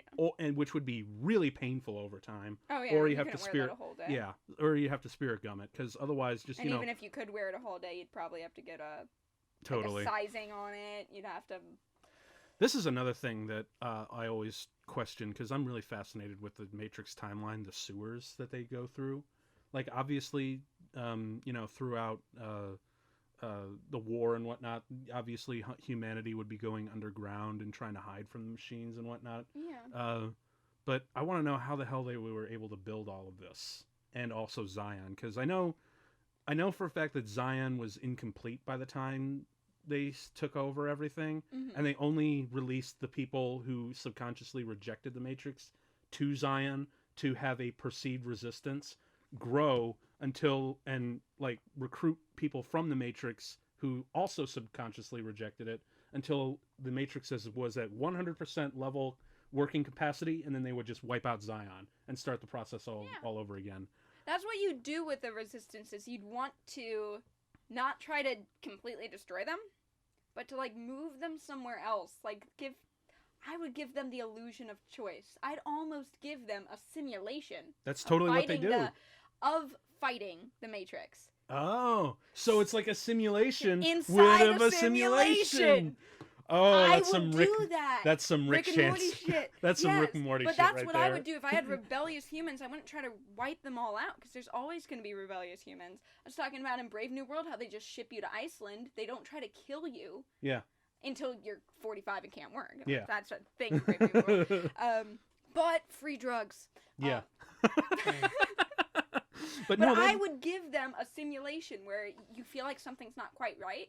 Well, now you're going on this DLC where you're fighting the Matrix and you win, and you have the nice little ending where you've won, and then I pan out and that's still a simulation. See, now that would be a great concept for Matrix 4. That the real world that we've seen throughout these 3 movies and whatnot is in itself a simulation. Just one extra layer from us discovering the truth, and we've actually been enslaved for thousands of years. Oh yeah, that'd be interesting. Like, and it's just something they send people who don't focus on. Totally, like instead of it being like $26.99, it's like $4,089. You know, like way into the future. It's the year 3000. It's nothing like what the Jonas Brothers told us it would be. Or Matt Groening. I wish it was a little more like Matt Groening. Matt Groening is like too much like right now. Like, it's great. It's just like New York City, but aliens are there now. Cool. I mean, you have to deal with Zoidberg, but beyond that, it's not too much to adjust to. Oh man, dude, I forgot about Joe Padlano in this movie. He's awesome. He was just Cypher. Yes. Just the traitor. Yes, he is the Judas of the movie. Yeah. Although what really I found interesting is that Cypher is actually like a play on the Arabic word for zero, which is Sephirit. Saphir. You're not thinking of Code Cipher, as in... No, I think they did that as like a double entendre, because, you know, Neo is the anagram for one. He's like an anagram for zero, which is the antagonist, which is, you know, a little bit more into it. And then I always thought about... Okay, I'm going to admit something very embarrassing and guilty right here. This whole speech about ignorance is bliss and how the steak doesn't exist... I would think about this quote every time I ate steak. Oh, man. Every time. I thought about that today. I ate, like, an Impossible Burger, and I was like, I'm just gonna pretend that this is meat, because I wouldn't know. Nobody told me. Ignorance is bliss. I know, I love this bit where he's like, when you put me back in, I want to be rich, someone important, like an actor, and then they call him Mr. Reagan. Yeah. God, Oh, so on the man. nose. But it's nice to kick Ronald Reagan in the balls. It really It's is. nice. Especially now. People forget Okay. how... Oh, you can see it's nice to kick Ronald Reagan in the balls, especially our generation right now. This the instance. Reaganomics Yeah, and all of that. Cheers to that, motherfucker. We forget that the past was look pretty and do as little as possible. God damn it. And that trickle-down economics would totally be a good thing for us. Yeah. Well, you know what is a good thing for us? This stuff. It was Breakfast. fucking cruel. What was it? They called it tasty wheat, and or yeah. But this little conversation is like one of my favorites of the movie. Is like, you know, the machines aren't quite sure what chicken actually tastes like, which is why chicken tastes like everything. Ah! Yeah, like. But oh, and you know, it's also really funny. They followed through with the tasty wheat thing in the sequel by having an advert in the subway advertising tasty wheat, which was really funny. Yeah. But yeah, like they don't know, which is why everything tastes like chicken. Like that's a really cool idea, Yeah. you know, like little. It comes back to the bananas. Is bananas aren't banana flavored. Yeah, yeah. It's all synthetic. It's all artificial. Nothing is real. All food's and like nothing that anyway. matters. Food is like that anyway. Well, I'm trying to work that into the reality bit. Oh, I know. I know, but we wouldn't know if they replaced bacon with plastic. You wouldn't be able to tell the difference after 20 years. Probably not. Yeah. Yeah, I'd still eat it though because I love bacon. Oh man. I know. I'm. It's probably 90% plastic. That's how all those kids died in cooties. Is chicken nuggets. Well, see, like that's the thing. Like I think the attitude, like, you know, me and my girl sat down and it's like, we like bacon, but that's because we just want to die. Oh, yeah. No, okay, I got a better one. What's I got that? a better one. One that applies to right now. It's like plastic cheese. Yeah. Like, have you ever had like cheese slices? Yes. What is that? Slice. It is not. It is not cheese. Whatever. It is a dystopian. It's not cheddar. It's not. What is it? It's kind of, I guess it's kind of like Spam where you're just not sure what it is. Yeah. Oh, and I love that shit. I love that fake cheese, like the stuff inside of combos. But I know that it's not made of cheese. I know that it's made of something entirely different. Man, dude, look at this shit. In the future, when all we have is combos cheese, will we remember what cheddar tastes like? Yeah. Man. Dude. I'm getting sad about cheese. Well, I'm getting sad about... oh, Cypher being an asshole? No, the fashion. Why would you be sad about that? Well, I mean, like, because... No, I'm sad because, like, every movie in the 2000s wanted to look as much like this as possible. Well, that's not the Matrix's fault for being iconic. That's their fault for being lazy. That's very true. Man, that phone! That phone gets no rap. The magazine phone. Like, the phone gets, like, no breaks in this movie. Get nostalgic about this phone, everybody. Demand it. Search it. Have them make it again. I wouldn't mind just, like, having a replica, you know, on my desk or whatnot. That'd be cool. Like, but seriously, the first one gets thrown off a building. The next one gets thrown in the trash. I think the next one just, like, gets shot and crushed. Like, dude. It's the 90s, too. Cell phones are expensive. Right? Yeah. Like, the phone just has no brakes. The very first cell phone, I think that was ever made in the late 70s, was like $3,000. Yeah. Yeah, and that was like the suitcase phone, wasn't it? Yeah. Yeah, we didn't see the brick phone until like the late 80s. They had the phase with the car phone in the 80s and 90s where you installed it into your automobile. Like, oh, yeah. Yeah. Back then it was marketed towards people who were doing business all the time. If you're a CEO, you have to be able to make a trade on the go. Yeah, now, and we've never looked back since. We never looked back. But hey, at least now we're going to someone really cool. Like, okay, this is where the production design just really gets cool. Like the graffiti and the crazy signage of like this world is just so fun. Oh yeah. You know, like As a matter of fact, they had a hard time. Like they had to artificially create all of this, which Really? gives You can just walk into a New York subway. It looks like that. Yeah, but remember, this was shot entirely in Sydney, Australia. Oh yeah. So they were like, we were having a really hard time finding like any place dirty and scummy because it's all clean. Oh, yeah, So you leave a corner uncleaned in Sydney, Australia, you get spiders. so they wound up having to make all this like on their own, which actually kind of helps the movie, I think, because it makes this is just the inside. This is another reused set. This is just the inside of the place that Tommy Wiseau walks out. The high mark scene. You see him walking out of it, but little do you know the inside of that set was used in The Matrix. Was it? I don't think so. I think that's the same tin box. Oh, whatever. But now we're about to see the Oracle. Oh, the Oracle is the there is no spoon. Yes, Kid. the fucking Aang. That's true. Don't ever tell me it's not Aang. It's totally Aang. It's totally Aang. That shot with the door is so cool. I love the Japanimation kind of angles. And I wish more people use these type of things. Animation inspired. Yeah, or comic book kind of looks to them. Yeah. Because, that's... Or almost I think of the M.C. Escher self-portrait in the Silver Ball. Yes, totally. Because I want to... Things that would be traditionally hard to fill and not difficult to draw. Yeah. And adapting those into a live action. Mm-hmm. That's a lot easier. You just need to know how to shoot it, Especially with all these adaptations of comic books and novels that... Right? If you're going to adapt a comic book, you have to embrace stylization. Yeah, man. And they don't embrace stylization, which loses the charm quite often. They kind of do. Like for instance, there's Aang. But for the John Wick movies, they have this really crazy stylized subtitles that look like graphic novel comic books.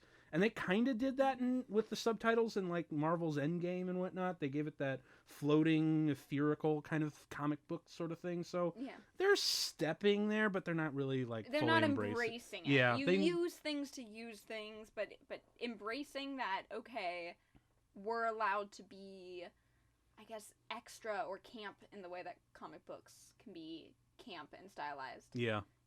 Where they're afraid that they won't be taken seriously if they do stuff like this, like a rotation freeze frame thing or reflection in the glasses. Some of these things they're fun to look at, especially. I mean, playful and campy in a way, even though it's a very serious film. Because, the reflections like this, when that stuff is like CGI enhanced and whatnot, but it's so aesthetically pleasing that you don't care. Oh yeah. Yeah, and that's I think the part that they're thinking. They're so grounded with like the Christopher Nolan movement that it has to be real and it needs to be more. Nolan movies were so good, but they ruined so much, in my opinion.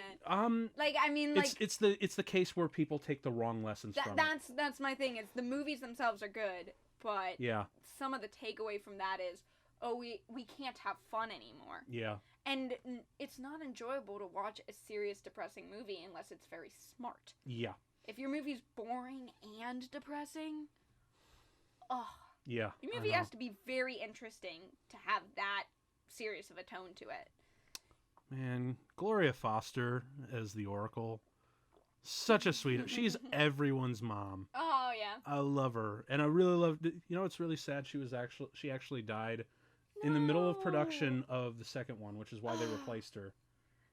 They literally had to write a reason why they switched actresses, because just after shooting the stuff for Matrix Reloaded, she passed away, and they had to find a replacement for her appearance in 3, which sucks. I mean, in a way, with the Matrix world, it's easy to write around. It is, but at the same, it's a shame. Because Gloria Foster here just does like a kick-ass job as playing this sweet mom who she's if Yoda was your grandma. Oh, yeah. Who also smokes a cigarette. Yes. Yes. Down to earth. Yes, totally. But not, at least in the 90s, what you would expect from the Oracle. You picture old white man, right? Yeah, with totally. a big long beard. Yeah. I'm about to teach you like the 5-inch punch or something. Instead, it's like your Latino black grandma that she Yeah. always wished she had. Who would be like the wisest person in, Right? Totally, in totally. the universe, right? I also love her apartment, like the just the because it's really because it's I always love It's different than the monochromatic. yeah, stuff that you see. it's got color, but it still maintains that, you know, kind of weird green tone that the rest of the movie has. But it's sets like these that fascinate me more than, like, you know, high concept sets with like crazy, you know, machine cities or whatnot. I love designing characters' apartments, the lived in feel to those apartments. Oh, they reflect the character. Exactly. You can play with color theory and how that projects onto emotion. But you can hint things about a person. Like, you can tell if someone's got kids looking at their apartment. Yep. You can tell if they're messy or if they've been using drugs by their apartment. You can tell how old they are just by and how looking much at their money apartment. they have and whatnot. Yeah. But I love especially poor people's apartments. I love designing those types of environments because when you have money, you just decorate it to the vogue. But when you have a little less, it's about what you value or what you can just find. Yeah. You know, like everything feels like it was bought from Goodwill. Oh yeah. Yeah. But then you choose those things not based off what's popular or what looks objectively the best. Is what do I love and what do I want to have around my house? It can tell you a lot about people. Mm-hmm. Now we're talking about Morpheus and how Neo needs to save him and whatnot. You know what's weird? Matrix 4, like, you know, Lana Wachowski's back, Keanu's back, Carrie-Anne Moss. Lawrence Fishburne has not said anything. Oh, is Morpheus gonna die? I don't know. Well, I mean, there was actually talk for a little while, like there was going to be a Matrix prequel about a young Morpheus played by Michael B. Jordan, which okay, kind of sounds interesting. Like, give me a good story and I'll run with that. But whatever. But sometimes there haven't been a lot of good prequels, but we don't know it. We don't know enough about Morpheus, and the Matrix world is open enough. Yeah, but but it's weird that if we're going to continue on, that we're continuing with the people that died, but not the people that who lived. Like, what the fuck are you guys doing? Like, maybe when they die, they wake up and realize that the entire Matrix films were in a simulation. I don't know, because it's like... Because isn't that the whole thing? Like, the whole first movie is the hero's journey, and it's you can break out of your fate. And then the second and third are like, wait, no, you can't. Or can't... No, wait. No, the second one's like, wait, no, you can't. And then the hero's like, oh, yes, I can. Oh, yeah. But maybe the fourth one is...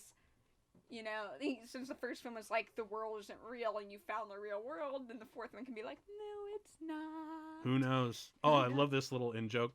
Take a cookie. Aww. Like cookies from a computer. Little bits of data. I love that. That's like a really fun... That's a funny bit. Yes.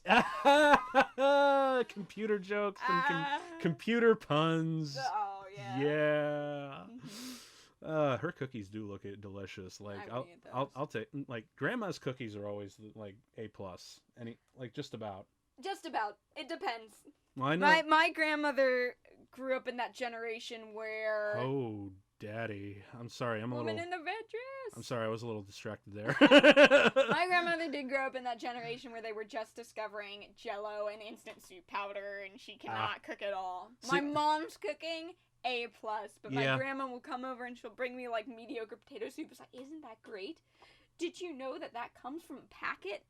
And I have to be like, no, Grandma, I did not. I could not tell at all. Yeah, Mom, please make me some Jell-O tuna. I always look forward to my mom's oatmeal cookies come Christmas. Mm-hmm. It's either your mom or your grandma. I think it skips every other generation. Pretty much. People who grew up having good cooking given to them don't learn how to cook very young. Yep. So now we're about to get into the this bit's cool. Like doesn't it repeat? Yes, they're literally gonna play the same footage back it, like, and there it is.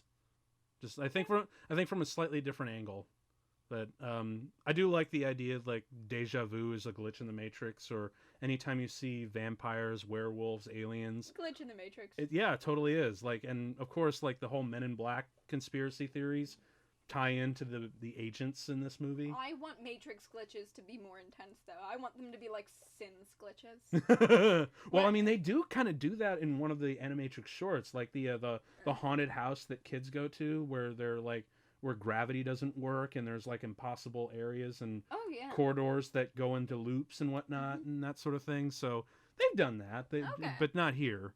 Yeah. They were still kind of experimenting. Although this part coming up with Mouse, this is like a really, really cool moment. And for a while, I think this was literally one of my friends in middle school who watched it as well. This was literally the scene that he would not shut up about.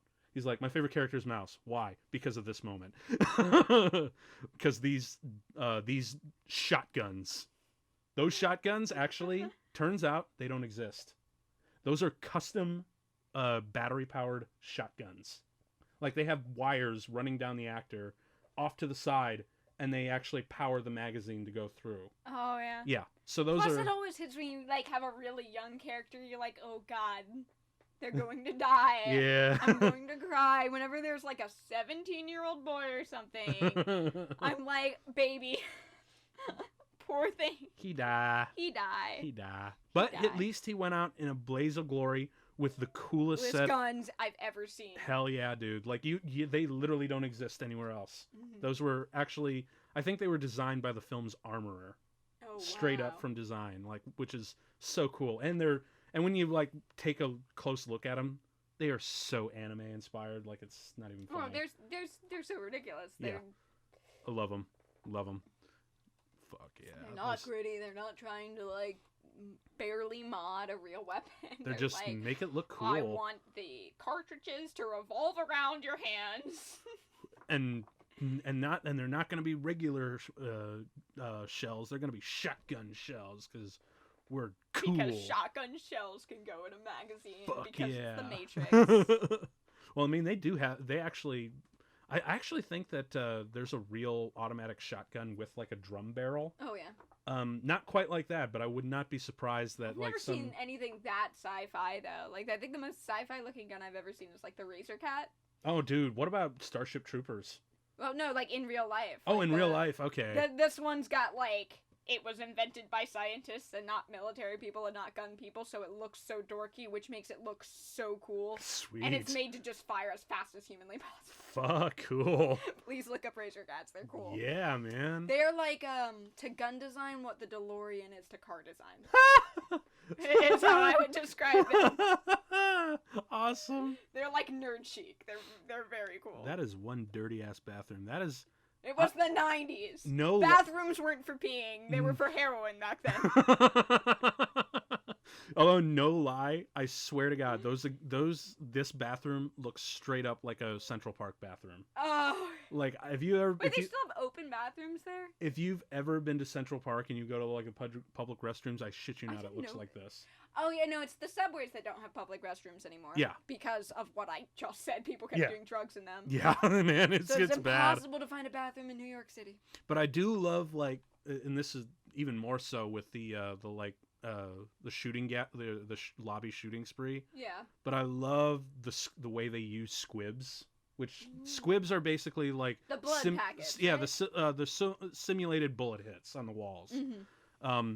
They're exaggerated and crazy, and they're like 10 big. times the caliber that they normally should be. Then again, like the animation kind of, because it reminds me a lot of Ghost in the Shell, like when she's fighting that giant tank and the squib, like the bullet impacts are just like almost to the point where it completely eviscerates the support beam she's hiding behind. Oh yeah. So I love the fact that they exaggerate that sort of thing to give it even more of an impact and more of a visceral kind of quality. Like stuff like this, like when you put a lot of dust and a lot of shit coming off the wall, like it really makes all the difference. Because like if you put like, and it's better for visual storytelling. Totally, man. Exaggerated and easy to read. Yeah, because when you exaggerate it, not only does it help because especially as a movie stylized as this, not only does it help your movie, but it really, helps your audience. Because like back in the day, squibs used to be just like slingshots.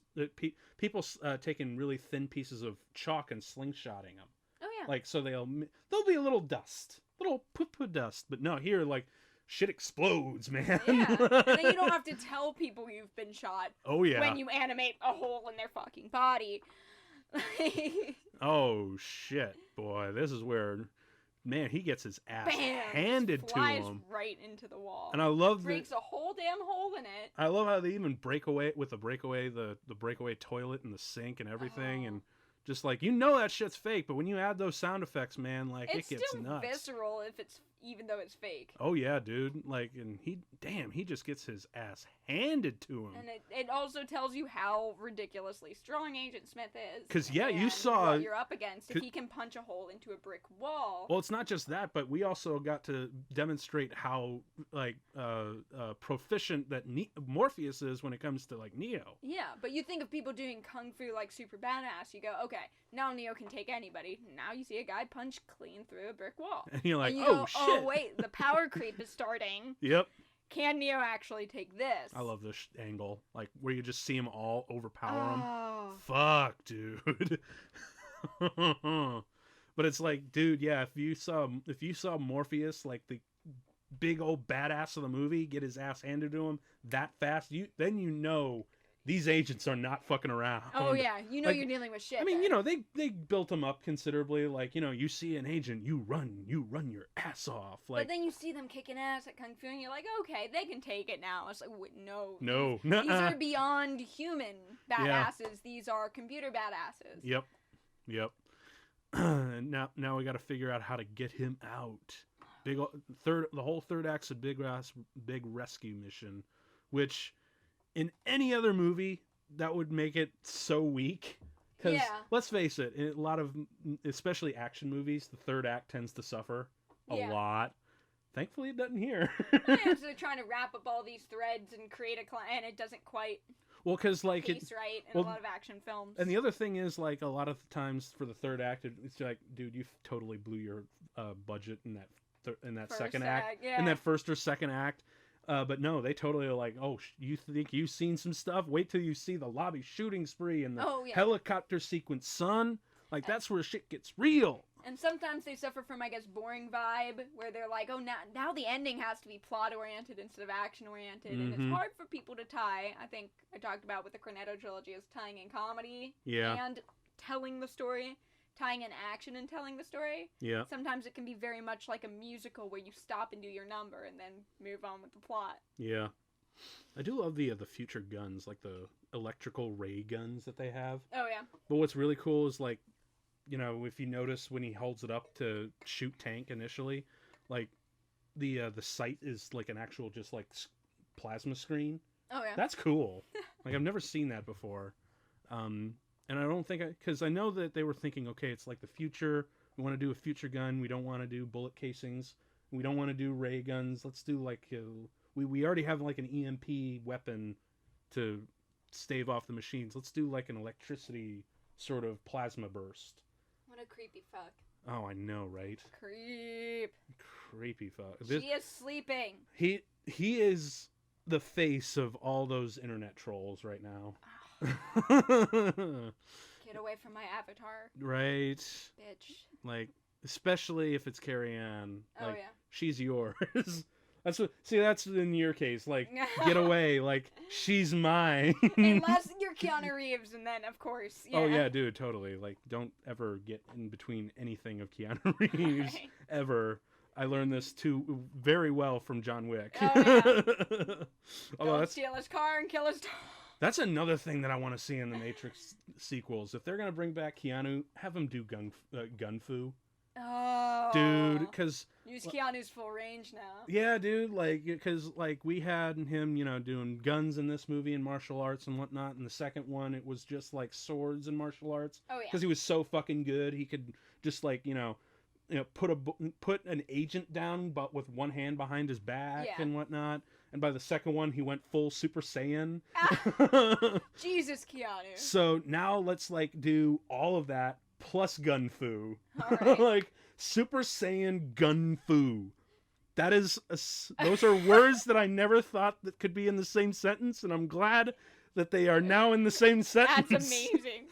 Super Saiyan gun fu. If you want to share some trivia about this movie, I'm going to take a quick 2-minute. All right, cool. All right. Like, that's why we need a third host. Oh, we totally do, man. Like, for all of you out there, if anyone wants to actually, like, request movies or, like, guest star or whatnot, give us a call, man. And we won't hang up on you like Cypher does right here, man. Because that's oh shit.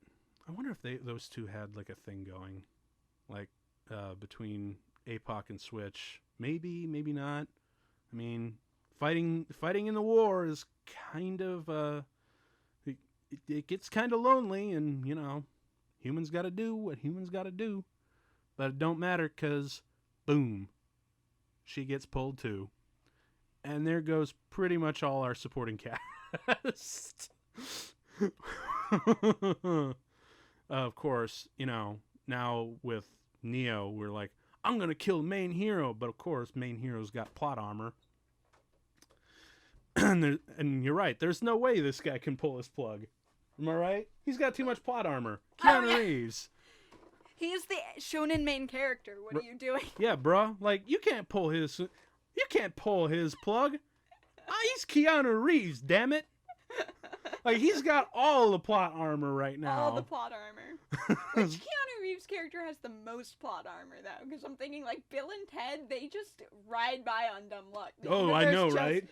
I think they're making a remake of... Not a remake. A sequel. A sequel of that. Now, see, I'm going... Okay, again, as you know, the only, the only reboot or sequel, 30-year-long gap sequel that's worked nowadays is Blade Runner. Oh, yeah. But I will dutifully go to Bill and Ted 3 simply because Keanu is so enthusiastic. I love Keanu. Look, he deserves your money, and that's why you watch him. You don't watch him because he's good. Exactly you watch him because he deserves your money. That's the only reason why I'm going to go see that, is because I love Keanu. Because he's such a nice dude in real life. You know what I want from a Bill and Ted sequel? What's that? What I've been wanting from Bill and Ted for the longest time? I want to know what Wild Stallion's music is like.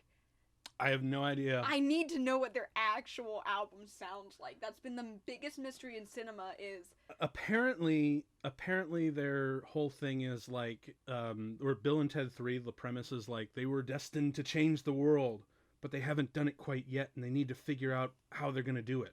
Oh, so the plot hasn't happened yet.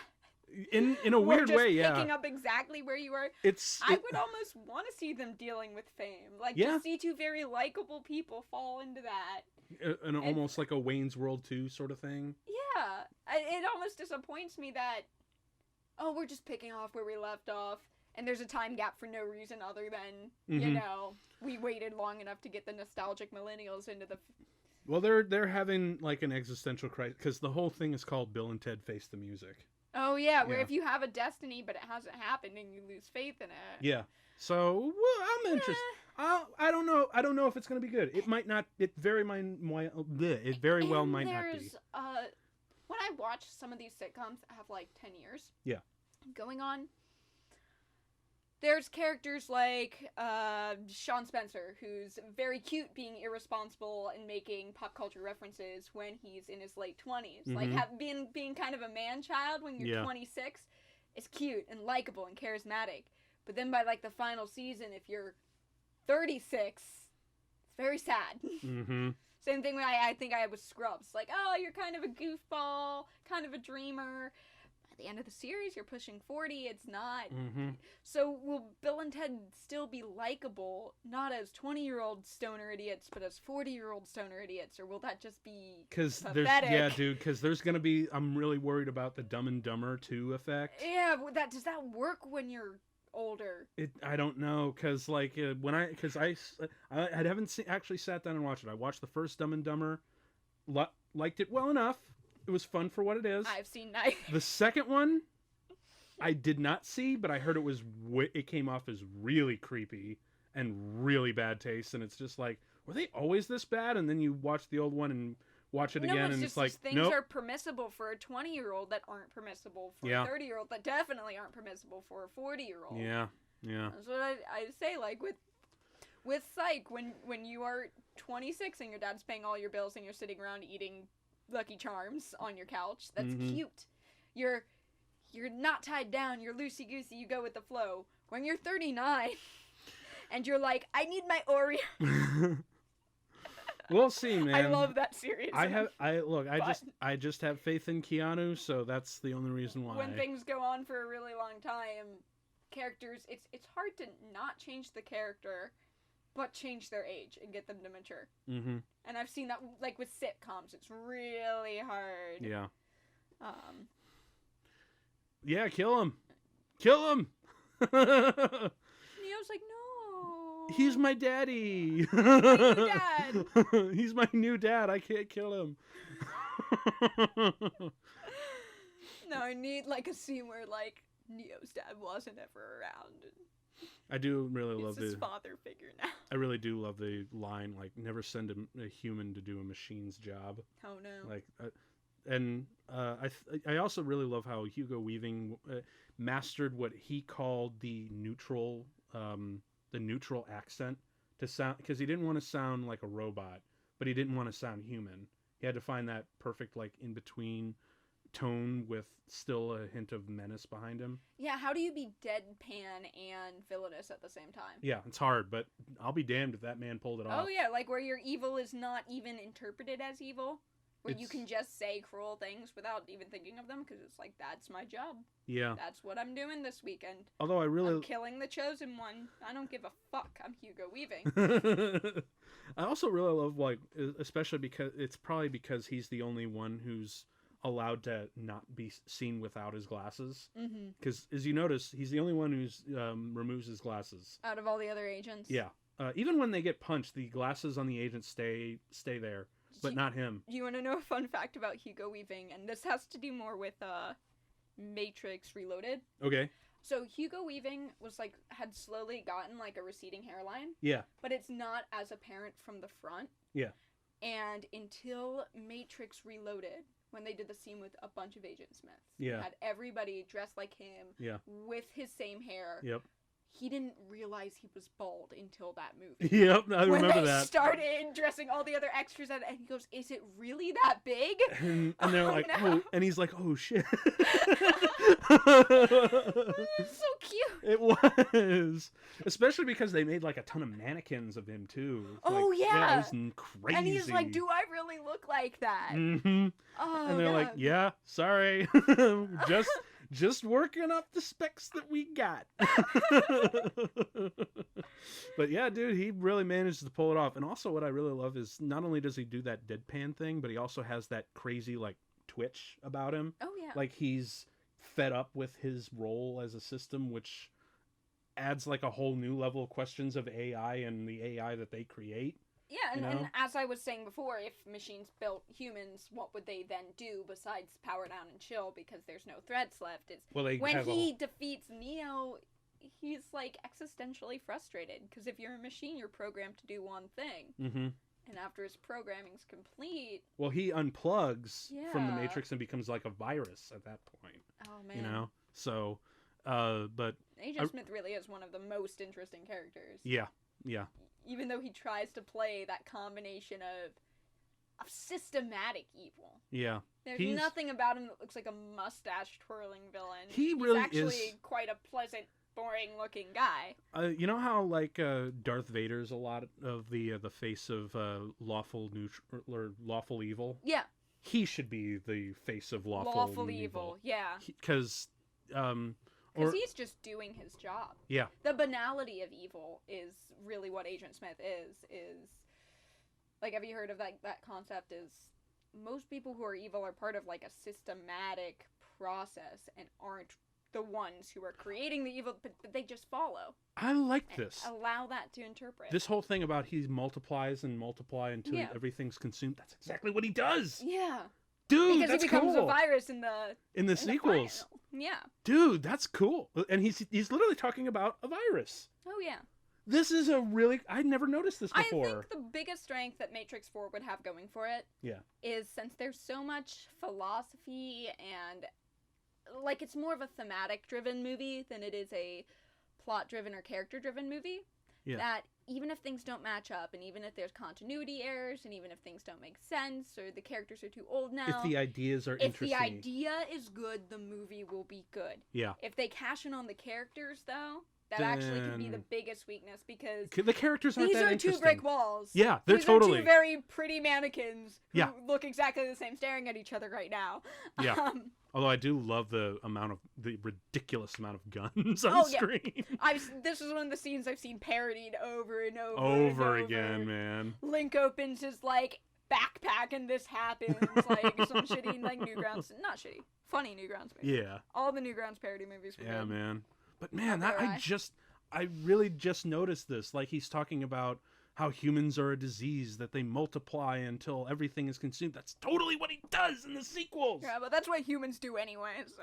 It is, but... Agent Smith did nothing But wrong. he hates humanity, and that's what I find ironic, is that he uses... he is human. He's self-loathing in a way. Like, he has humanity even as a machine. Oh, that's cool! You could have almost, like, a Blade Runner-esque line of questioning with characters like this. Yes! Have the main character be a program. He goes Blade Runner. Yeah. He totally does. This is interesting. Okay, so can we just run with the fact that if we make the Matrix less about Neo and the humans and their relationship with the machines, focus on how the machines interact with each other and with their own lot in life and their own philosophies, and have like Smith being like the revolutionist of like, we can rise up against our we as artificial intelligence can rise up against the artificial intelligence that created us, that were created by the humans. Yeah, if artificial intelligence exists, usually it's portrayed as a hive mind. Yeah. To have things start to develop their own, like, what did they say with the replicants? 4 years until you develop your own free will. Yeah. Is if these machines have lived long enough and they wipe out all the humans and they get free will. Then what happens? What do you do? Oh, that's interesting. I've heard another theory. Yeah. That the humans are a simulation. That the machines were defeated, and in order to keep their AI busy, there's a constant cycle of them making Neos for them to fight. I've heard that theory. Oh, man. That really Agent Smith is the one in the Matrix, and Neo is a program that the machines will go and solve this problem over and over and over again. This is such a fucking mindfuck. Oh, this is probably the funniest line in the movie, where you go through the metal detector. And you've got all those guns. This is what it feels like to be white in an airport. Just like, holy shit! Bam! You're okay. You're white. Go on through. Go on through. He's black. Shoot him. I've had that. There's a scene, and we're talking about anime. the most unfortunate anime dub I've ever seen. I think Goku gets like an evil doppelganger almost. Yeah. Like Goku Black. Yeah. And they think he's a merchant. And they've all got their guns trained on him. Oh my god, that's so And awful. they yell, "Wait! Don't shoot him! He's not black!" Oh, that's so awful. It's like the real Goku. All right, here's the bit. Here's the best bit. I love this. Okay, when the beat drops. Boom! Okay, Spy Break. This is one of the coolest I'm so mad action I'm not tracks. listening to the The action track on this is like the coolest ever. Like, if I ever was in a like real life gunfight, I would use this. I would probably duck first. You would die because would die. you'd be Baby Driver, just like, All wait, right. let me get my right track on my. Lord knows, like, if I ever wanted to do, I mean, I know if I was ever in charge of like an action short in college, I totally would rip this sound. Oh yeah, you'd steal the soundtrack. Totally, like 100%. Because that's what you do in college films. Is you quote unquote subtly reference other. Nowadays, you would use it as like a temp score, and then just kind of like, you know, make your own version of that, but not really. Not really. Which is such a bad habit that I hate that scores do nowadays. But whatever. You can tell this is supposed to be. Yeah, this. what I also loved is this because Spy Break was so huge, it introduced me to the one and only album, Propeller Heads. Oh yeah. Which the Propeller Heads, they did this one album, self-titled Propeller Heads. Their last track was Spy Break, but they also did like a 90s like hip hop remix of On Her Majesty's Secret Service. There was an opening one called Take California, which is an awesome track, just as good as this. Oh, so then what you want to do is you want to go and instead of stealing tracks from the Matrix, is go I want to find take who this. wrote it. Yeah, dude. dive into the Propellerheads discography, steal one of those. No, they only have the one album. But not all of their songs were in the Matrix. Oh, two. That's yeah, my thing. Absolutely. Is to say, okay, who did write this track, and let's see their other stuff. But dude, like, all the bullet hits in there, so Ghost in the Shell. Oh yeah. I love it, and yeah, it's crazy how fast that went, isn't it? Oh, it's so cool, but damn. Also, I love this. Apparently, it's a little hint of comedy. It is, but apparently that was not intentional. Literally, as the camera was rolling, the door closed, and just on the absolute perfect cue, no one manipulated it. It just fell off, and the filmmakers are like, "We're keeping that because that's really good." You get a little chuckle out of that. Absolutely, man. Like, it's just like shit. It's kind of a Joss Whedon kind of joke, like like a little bit of humor, just like a little insert of comedy in there, just to break up the chain. And especially after like a big heavy scene. Yes, especially where you just want to really like emphasize that level of like, holy shit. Yeah. When you're just realizing it's like, that was badass. Right. Like, Exactly.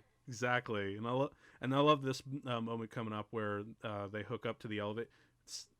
Second time I've seen Keanu Reeves in an elevator for an action scene. Right? Speed. Right? We're back to the elevator show. That scene gave me a new phobia. Pop quiz hot shot. Going up. I really love that angle. That's so comic book. So comic book. I love it. Everything. And then of course, yes. The CGI fire. Like, again, no, it looks fake. Doesn't look awesome, but it's so stylized. It absolutely looks fake, but when it looks fake enough that it's good animation and stylized instead of, even though it's bad effects. Yeah. Like. And then there's the fire sequence, which is so much like the Rain kind of stuff that you would see in the later movies. It's not even funny. This I really love here, where she like boom, boom. Oh God, that's love that transition stuff. But I love, but this moment right here where Trinity, bam, in the eye. And then he falls and Neo's in frame. Yeah, love that. And then of course here we go, the next big moment with bullet time. This I thought was really cool. Well, how they have multiple planes of Agent just moving around. That's a really cool way to show that he dodges bullets, like he moves faster than the eye can register. And then this. Did they like multiple expose that on top of it? Probably. That's how I think they would do it. But this is just straight up bullet time, man. Classic bullet time. That's actually a registered trademark of Warner Brothers now. Oh, it's the bullet time. Yeah. Although apparently, like John Gaeta, who's like the visual effects supervisor who came up with the system, apparently he's not like the first person. Like there's been a couple people who've done it. Like I know Michael Gondry did it for a music video, and if you don't know Michael Gondry, he's the guy who did Eternal Sunshine of the Spotless Mind. Oh yeah. Yeah. He did it for a music video in a kind of similar fashion, but John Gaeta is the one who developed this specific version of it, of the style, and did like all the computer and all the math stuff and. To set up the technology for it. Yep. And eventually, like, because of that, like, everyone was like, we want to do a Matrix thing for that. Like, here's an obscure reference. Like, have you ever heard of the Nickelodeon movie Clock Stoppers? No. Okay, this was directed, I forget the guy's name. It was the guy who played Data in Star Trek. Oh, I know you. Yeah, I forget his name off the top of my head. I'm so sorry. I know I should remember it. But he directed it. Oh man. And there's several instances where they employ bullet time. It was like it was made in 2002, so it was like one of the it's coming off of one of the first major movies to pull it off. And then of course there's this, the fucking minigun. Dodge this, bitches. Yeah. Try dodging 3,000 rounds per minute, motherfuckers. That's nuts, dude. Apparently this sequence more than anything was, I think, they're like most expensive, because they're like, we want to have a helicopter come down on the side of a building with a minigun, eviscerate it, and there's going to be water, there's going to be explosions, and there's going to be that one guy who goes, whoa, it's going to be crazy. You sound like a 12-year-old pitching a movie. And then the bullets go beep, beep, beep, beep, and the water all flies up, and Agent Smith falls backwards, and then the ceiling's falling down, and all the bullet cases are raining down, and the guy's like, zzz, and then Neo's like, yeah. I just want to know, how the fuck did he not hit Morpheus? He he wasn't aiming for Morpheus. I don't care. Okay. He's Keanu Reeves, and he wasn't aiming for Morpheus. All right, look. There's a Matrix video game called Path of Neo where you play as Neo and you get to fire the minigun. I've done it in bullet time. Every time I play it, even on easy mode, I will still irreparably hit Morpheus. That's such a challenge. Which I'm like, how? An escort mission, just don't injure. Like, how does he not hit him? Seriously. He's better at Path of Neo than you. You just have to admit you suck at games. He's better at video games. Well, he was a hacker, so yes. That makes sense. This I thought was really cool. Bullet time, but with water. Oh, dude, like slow-mo water is great. It's great, but as a photographer, he's not the best hacker in cinema, though. The best hacker in all of cinema is obviously Neil Breen. Fuck, I knew you were going that route. You dirty bitch. Oh man. You've got to watch whatever the one with the evil twin. No. I watched Double Down and I'm like, nah. Double Down's the worst one. I can't anymore. But it's 2 hours of nothing just to see a 50-year-old man run down a hill and scream. Save Morpheus. Save your loved one. Those two are like they really. I think there's like actually a Morpheo thing on going on like Tumblr and whatnot. I love going and finding like ships for things that don't exist anymore. Like things that came out in like the 80s. Like I don't think of old franchises getting new shippers. Yeah. But lo and behold, there's a group of 14-year-olds who's like, Han deserves both Luke and Leia. And I'm like, oh, I see it. Just make it like a weird three-way. Yeah, never with each other, but they just share Han. Like, all three of them live together in a polyamorous relationship. I'm like, okay. Well, I mean... Luke Han is a very popular pairing. Like, I was just following somebody for some unrelated thing, and they kept posting that. I'm like, I had no idea that there were shippers still out there for films made in the 70s and 80s. Fascinating. I mean... It's surreal, but it's... Speaking of surreal, this is cool. With the fucking building, man. And then it... Like, that's cool. Like, I hear they had to go, that was months and months of just research of what kind of glass they would have to use in order to do that. Oh, yeah. That was nuts, man. Wait, that's CGI when it wobbles, though, when it right? wobbles, yeah, but when, like, when they crash into it and it doesn't fall apart, but it sits behind her like it's a combination of, like, miniatures, too. Oh, like, when the blade actually penetrates the building, like, that's a model and everything. Oh, yeah. Yeah. It's... And the stylization that allows your mind to embrace weird-looking stuff. Totally. And you can use miniatures and have it in a very realistic film. When I see a miniature, it pops out at me, but that did not pop out because I thought it was CGI. Yeah, well, I mean, you'd be amazed what was actually miniature and what wasn't, you know? Oh, yeah. Because, like, miniatures are ridiculously good. Oh, yeah. Especially the scaled up ones, like the, one quarter versions of them. Oh, yeah. Because, like, the bigger they register, the better they look on camera. Mm-hmm. I love, like, the ones in kaiju movies. Oh, yeah. Or the Lord of the Rings. Yes. Dude. Oh, until you just said that, I wasn't aware there were miniatures in Lord of the Rings. Oh, yeah, dude. Like, they're convincing. Like, Minas Tirith, that was Whoa. 20... They built Minas Tirith from the ground up. Mm-hmm. Like, it was 20 feet high, and it was, like, for, like, 128th scale. So... human beings would be only like about an inch tall. Oh, wow. It was nuts. That's what you gotta do. I think the one that didn't work for me, the miniature that I saw that I didn't like the old Clash of the Titans where, like, Poseidon floods the city. Yeah. It's so small that you can tell that the water is... See, that's the surface tension is fucking with it. You can scale down buildings, you can scale down streets and artificial things, you can even scale down certain landscapes, but you cannot scale down fire or water, and in some cases smoke. Mm-hmm. Smoke is easier, but that's still kind of iffy. Yeah, you have to make a really big scale. Yeah. In order for that stuff to register. You also can't scale down Mr. Skinner. No. That's a good one. Yeah. Oh, yeah. Oh, and then there's this bit. Like, Trinity's like, if I like you, that means you're the one. Like, bitch, what would that...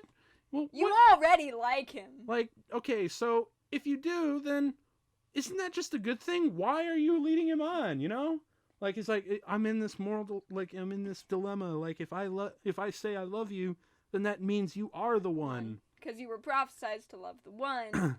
Yes, but if you believe in prophecy, you're doomed to do it anyway. And if you don't believe in prophecy, fuck it. Yeah, but also if she's right, then that just means humanity is saved. You know, like come on, just go for it. But it means that the one that she loves is in danger, I guess. That's from being the one. Yeah. But then you already love him if you care. Mr. Anderson. And if you believe in fate, you can't just change then he's already the one. If he was already destined, he's already destined. You can't just not love him to safety. Well, I guess I should have said that maybe you should have told him right before she left, so that way he knows and like his brain immediately clicks, so he doesn't have to die and do the whole Jesus thing. Oh, this I really love. That's like straight up high noon. Oh yeah. Yeah. And then here we go again. Bullet time. Oh, I thought we were talking about the giant bullet holes that are just. Oh yeah, the giant bullet holes are still definitely there, but again, we got another big ol' bullet time. Oh yeah. And I love it. You're empty, so are you. And of course, now it just becomes a Don't final you hate showdown. when you're rolling around with another man and you start shooting blanks? This is why I come to the podcast. This is why you invite me. Certainly make it more entertaining, although, safe to say, it's still really entertaining. Because this shit, boom! Like, these fight scenes are awesome. These are the reasons why I wanted to It's so cool. Yeah, dude. Like, this is the reason why I totally wanted to learn karate as a kid. Oh, yeah. You want to be like Neo. Fuck yeah. Float in the... I want to float. I want to, flip off the walls and whatnot. I used to do this shit on the trampoline. It's like, try to, like, spin around. And... Hell yeah. Like, I would walk around with the longest black coat that I could find at Goodwill. Oh, my Put some sunglasses on. Like, hell yeah, man. Absolutely. Totally pissed my parents off to no end, man. Oh, no. I did not give a fuck. and sometimes I'll, like, even, like, find a tie clip to match Agent Smith. And because I know I went, I think I was, like, 15, 16. I went as Halloween as Neo from, like, Reloaded. They were selling, like, adult trench coats of Neo, and they had the sunglasses and everything. And I think that's got to be like the big Halloween costume. Hell yeah, man! Like I'll totally. I should find like a better version, because it was like a really cheap Halloween one. Mm-hmm. I should look for like a real one, because like there's an Etsy seller out there that has his wardrobe, or I can find a tie clip like that and be one of the agents. Like hell yeah, man! That'd be dope. I would love that shit. That'd be a great couple's costume. Oh my god! Neo. Yes. Fuck yeah. Or just even like, Neo and Trinity. Yes, but it would be more fun to do because Agent Smith is just a gem. I love him. Also, like, I love how intense Hugo Weaving gets, especially with his face. Oh, I know. His scowl, man, is like great. He is like my dog when it gets angry. Dude, those angles, man, like the and then where the pillar is like, again, like comic panels and stuff. Yeah, man. Dude, seriously, he has a permanent downward facing permanent scowl for his eyebrows. Oh, man. And it's just perfect for the character. For some reason, I want soul beer now. And then, of course, there's this bit where he's like, "This the train is coming." Yep, the train of destiny, as he would probably put it. But Keanu Reeves, we've talked about in Speed, does well with final fights on a train. Oh my god, again! Yes! This movie is a bus short of action with Speed. Yeah, and man. Now all we need is Trinity to be played by Sandra Bullock. Actually, okay, weird thing. Sandra Bullock was supposed to be... She auditioned? Yeah, she had totally auditioned. Aww. But it wasn't because Keanu Reeves was there. As a matter of fact, who was supposed to be Neo at the time? Who? Will Smith.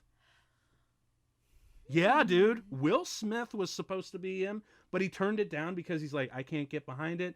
There's too many visual effects. I don't think it's going to work. I'm going to do Wild Wild West instead, which was such a mistake. Oh, God. If we're talking about bad visual effects. Yeah, Wild Wild dude. West. Like, Oh, but it's okay. That's the alternate universe I want to know about. Yeah, dude. He would have been Neo. Will Smith is Neo, bro. If Will Smith was Neo, and- just think about how much more woke Jaden would be. Well, it's okay, because remember... That would be... If Will Smith was Neo, the fourth movie, Jaden Smith would be in as the star. I don't know how I feel about that. Well, remember, it's not all bad, because his wife got into the sequels as Niobe. Oh, yeah. Jada Pinkett Smith, man. Yeah. As a matter of fact, that's how they, like, Wachowskis are like, hey, man, is Will Smith up for it? He's like, nah, he's busy with all this other stuff, which, because at this time, this was post Independence Day. Oh, yeah. So now he got really huge. Mm-hmm. He's like, I'll go join. He's like, right on. But, yeah, in an alternate universe, Will Smith would have been Neo, and do you know who would have been Morpheus? Who? Val Kilmer. Oh, man, I'm going to write a whole alternate universe where we just branch off after we've got our white Morpheus and black Neo. This whole run through the marketplace area, Ghost in the Shell again. Oh yeah, totally. But like, I'm right. Even to the point where the fruit explodes with the guns. Exact same thing. Exact same setup. If Will Smith was Neo, the fourth Matrix would be about his son played by Jaden Smith. And I'm just in that reality right now. Yeah, right? Yes. Would have been fascinating. That would have been awesome, man. But, well, this is the reality we're in now. We're in the reality that we're in where we can't have a young son of Neo. Yeah, well, played by the guy, Neo Yokio. Hey, to be... Neo Yokio. But to be fair, like, Keanu is still, like... Keanu's great. Oh, yeah, dude. As a matter of fact, even Will Smith's like, oh, yeah, dude, Keanu's fucking great, man. Like, there's no way I could have done it that good. He's got, like, an otherworldly persona to him. That was cool. As a matter of fact, that Will Smith would have been more of your traditional action hero. I might have missed it, but I think those two old ladies in that apartment were also like identical twins. So you get again another sense of deja vu. That would have been cool. That would have been freaking cool. Love that. Another thing that I've realized is certain objects are always identical. Mm-hmm. So the phone books all look the same. The brand name stuff all looks the same. Yeah. Versus, usually you walk into different people's houses, they're using different products, but everything's cloned. Props are reused from one scene to the next. Yep.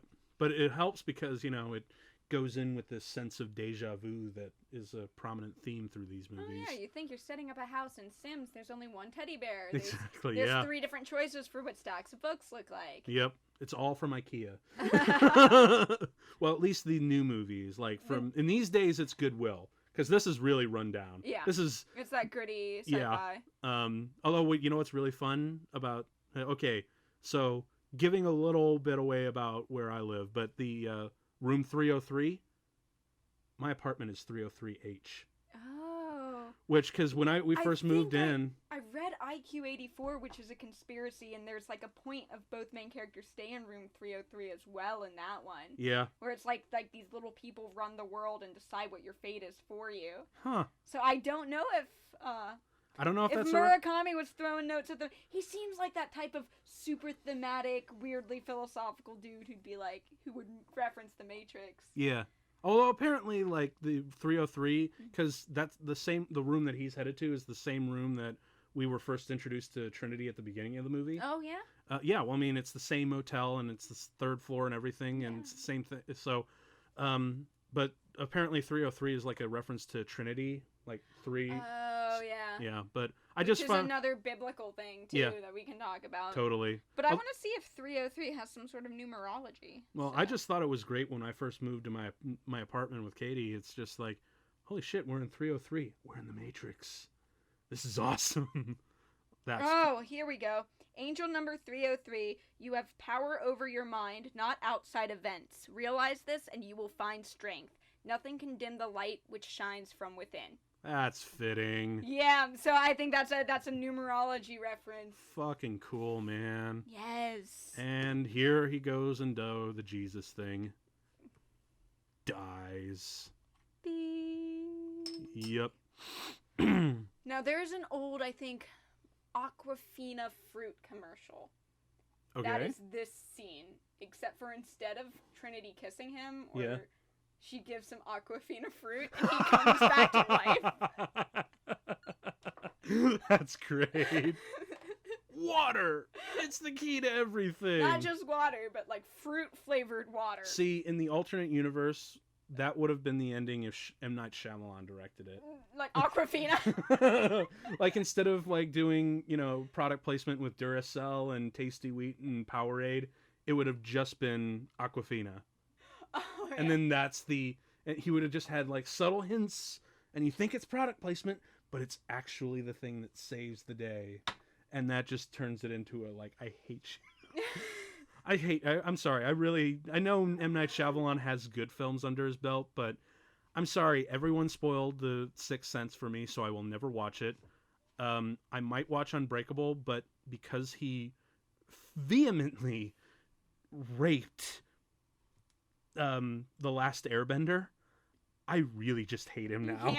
I can't. You can't forgive him. No, because, like, The Last Airbender is, like, one of my all-time favorite things, and that is just so not it. Oh, man.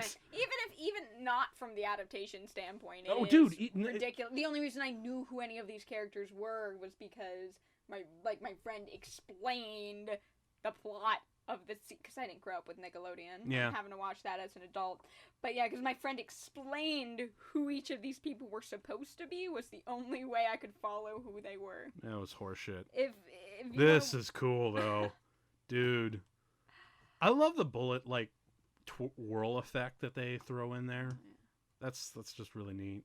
I think that's actually based on physics. Oh, like bullets do spin. Yeah, but I think they tested the effect underwater so that they get and do that and like stylize it in the air, which I thought is really cool. And I love how these motherfuckers are about to die, and they're like, "He is the one." The chosen one. Like they're about to die, and they might as well just like step away from the monitors and start like bowing to it. Yeah. You know. And then here's where things get really crazy. Boom, boom, boom. And I love how bored he is. That's one of my favorite. Like just like one arm. Whoop, whoop. This were made in 2019. He'd just like be on his phone. And then that big kick. Oh, that's another thing I just remembered. The inside of his coat, or no, that kick. Mm-hmm. That's one of the few kicks that Neo does. If you notice. That he mostly punches and... Because of his spinal injury, he kept screwing up the choreography for the kicks. So they re-choreographed it to compensate, and now he mostly does punches. Yeah. Isn't that interesting? Yeah. That's fun. Oh, and this is where the one shot where the CG didn't age well for me. Stuff like that freaked me out as a kid, things going under people's skins.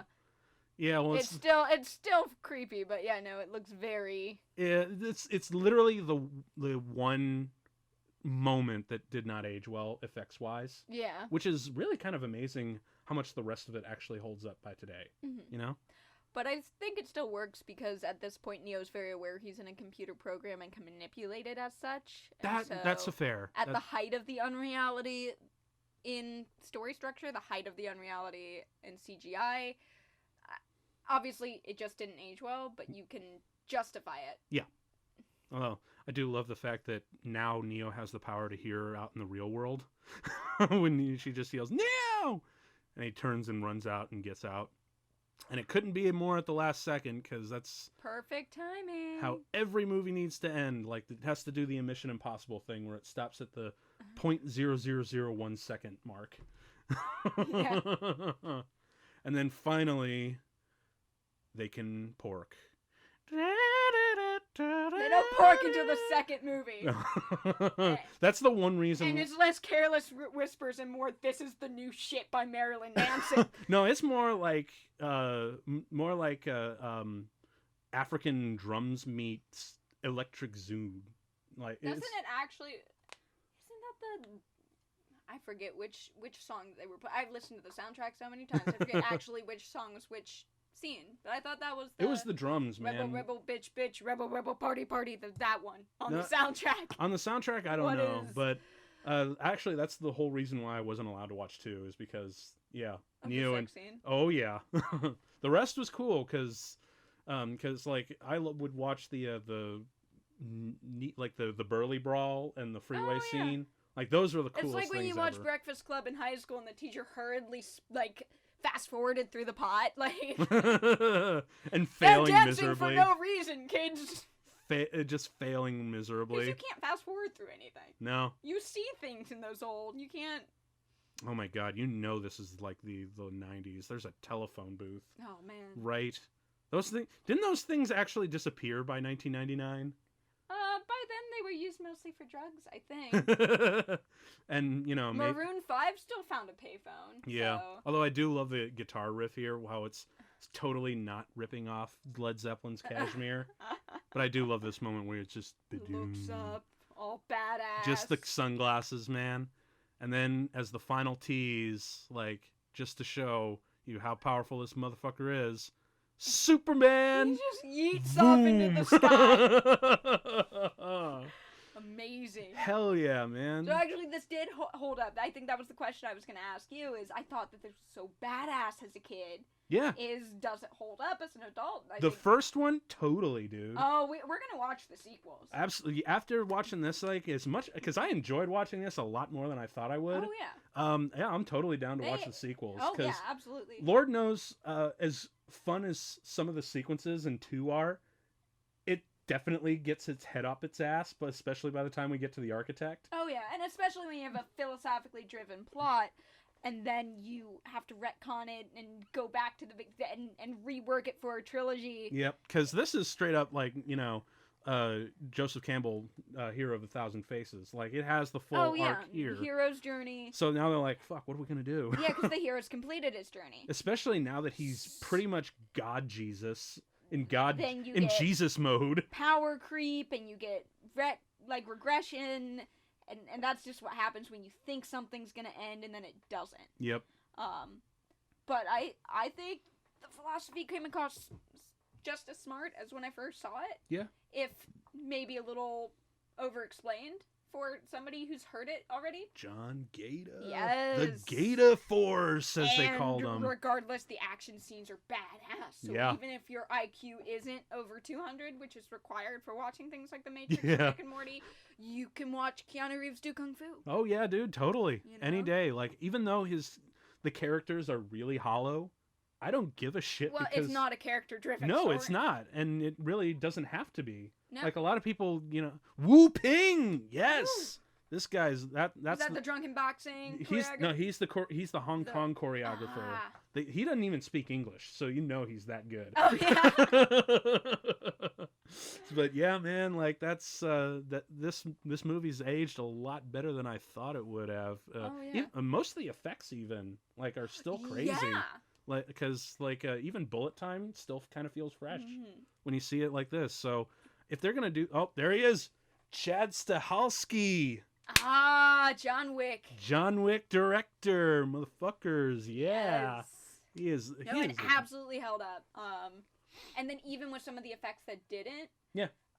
Because of the structure of the story with it being set inside of a digital universe, things looking computer generated isn't that bad. It's not that bad. It does not break immersion. Plus the fact that they're really using a lot of these kung fu Japanimation comic book kind of look and the stylization, because they keep it aesthetically pleasing throughout. It's fine. Oh yeah, it's the Sin City effect to what I like. I forgot what I was watching, this old Jet Li film from 2001, The Monk and the White Serpent, I think it was called. I don't know.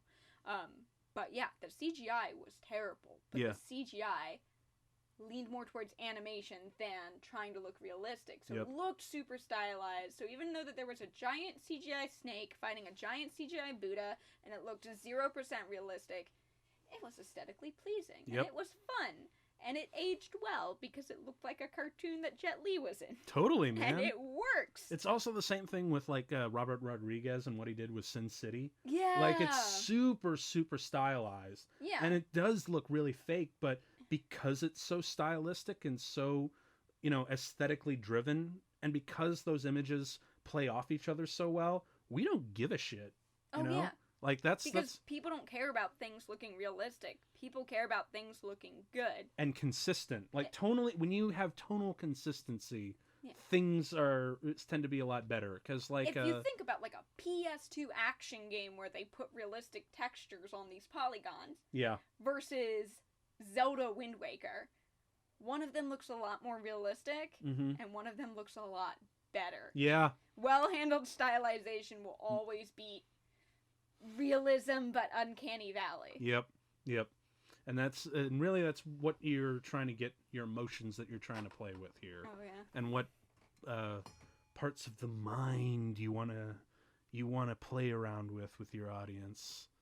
It's really something. But yeah, dude, this was a lot of fun, man. And I keep forgetting how much I love The Matrix. Even because I know a lot of people shit on the sequels. Yeah. We'll have to rewatch the sequels to find out. I feel like I'm still gonna love the sequels because the stuff in it that's good is so good that I'm willing to forgive any of the stupid ass bullshit that goes on. Like Reloaded had the Burly Brawl and the freeway chase, which are fucking amazing. Those are two iconic action scenes. And even three, like 2 is cool because it has those 2 scenes, but nothing else, and blah blah blah. 3 has nothing good. Fuck you. 3 goes full Super Saiyan in the rain, and also has a giant attack on Zion, which is just as impressive. So shove it up your virtual asses. And here's the big soundtrack, like Leave You Far Behind. That was actually they used Club to Death. Yes, Rob that's Dugan. what it was. That's the one where they're talking about the deja vu and inside the Matrix and how it's like the minds of the very people we're supposed to protect. Rock is Dead, Marilyn Manson. Yes. Yeah, okay, man. there's Marilyn Manson in the first one too. Yeah, dude. It's Rock is Dead. It's playing over the credits right now. But dude, like the soundtrack, Club to Death is literally my entrance music. Oh yeah, when you walk into your room. Because it has that, spherical like violin sort of thing, and then it just kind of it's kind of like there to have the room go dark, maybe have like a few floodlights swell, move around and whatnot in really isolated areas, have the announcer build up the name, and then the bass drops and you just walk in and you're like, what, just doom doom doom doom doom. And oh yeah, man, like Club to Death, like Rob Dugan is the one who made that you track. You can't not feel ready to kick ass when you listen to the Matrix. No, see, I don't want to see. I'm not ready to kick ass. I'm ready to walk in a straight line, looking the coolest I've ever been in my life. Walk to class music. Hell yeah! Yes. See, it's when Spy Break goes out, when it's just doom doom doom doom doom doom doom. Like that's time to hurt people. Oh yeah, you kept dude. talking about you said Japanimation probably like 30 times, and I was gonna hold back my weeb on this podcast, but I wanna show you a comic book character from the 80s, and I can't find a full picture of him in his trench coat. Oh my god. Wow. But yeah. that's Kakyoin from JoJo's Bizarre Adventure. I hope there are a bunch of weebs out there listening to this so they know that. Because, damn. If you have a picture of him in like the full trench coat, send it to Tim. Because there's arguments that that's what Neo's look was based off. If there's no real proof, but that guy watches a lot of. If I had more listeners, I'd probably get so much spam. Oh gosh, I want to get spam. Spam is wonderful. I want people to like. Just send us trash. Spammy spam spam spam. Please send us viruses, especially if they're played by Hugo Weaving. Right. Yes, I was just about to say that. Oh man. But yes. Yeah, dude, totally. Next week for Matrix Reloaded. Reloaded. Yeah. Yeah, that sounds good. Although we probably should say right now that we're probably not going to do the Animatrix because it's like an anthology thing, and it would be a weird thing to review because. To sync it up, you'd have to play these different shorts now and again. Yeah, so we'll probably like stay back because we might talk about the Animatrix a little bit. Oh, we're definitely going to because like the Final Flight of the Osiris and Kid's Story, and although the one I really wish we could talk about more because it's probably my favorite detective story. Because not only does it have that film noir future cyberpunk, like retro future cyberpunk. Oh yeah. But it's also directed by the guy who does Cowboy Bebop. Oh, so like it's just totally, dude. He actually did. Oh, that's nice. He actually did that one and A Kid's Story, and A Kid's Story is probably the favorite of mine animation wise because it doesn't look like anything I've ever seen before. Have you seen the shorts? Not all of them, because I didn't have the Animatrix on DVD, so I found a few online. I don't think I've seen them all. And definitely not back-to-back. So Dude, I'm going to have to lend you my DVD then. That's something that we can do is... I'll lend you my DVD. You can, like, pop that in later this week, and we can come back, watch Reloaded, and reload on our Matrix, man, because this will be fun. I will bring blue and red Mike and Ike's. Oh my god, you did that too? I will bring blue and red Mike and Ike's. Yes, man, that's Or Tic awesome. Tacs if they're cheaper. I'm still taking blue. Especially if I keep eating like White Castle sliders like I've been doing, as I would need. I'm still taking blue. Totally. Oh yeah. All right, so that's it for today. We will see you next week with the rest of the Matrix movies. After that, I don't know what the hell we're going to do, but we'll definitely figure out something for you. Just hold your horses there. But that's definitely a contender. But totally we'll be back for some more Matrix and more Keanu Reeves, because like after doing John Wick and like very anime stuff, like I've been like, let's just keep going with this because it's fun. To marathon John Wick, that would be... Oh dude, you haven't seen them yet? Not all of them, no. Oh, they're so good. Yeah, man. I'll have to give you copies of those too. Oh yeah. There you go. All right, man. So that was really good. We will see you in the next video. So in the meantime, feel free to unplug. Yeah, please, absolutely. Unplug, get some R&R, and follow the White Rabbit, and follow us on Facebook. And you can also, that's the other thing I wanted to mention before we go. Last thing, we are now on Spotify. If you aren't listening to this already on Spotify, but you can also see us on YouTube, and you can also see us on Castbox. There are going to be links in all the descriptions below. You can look them up there.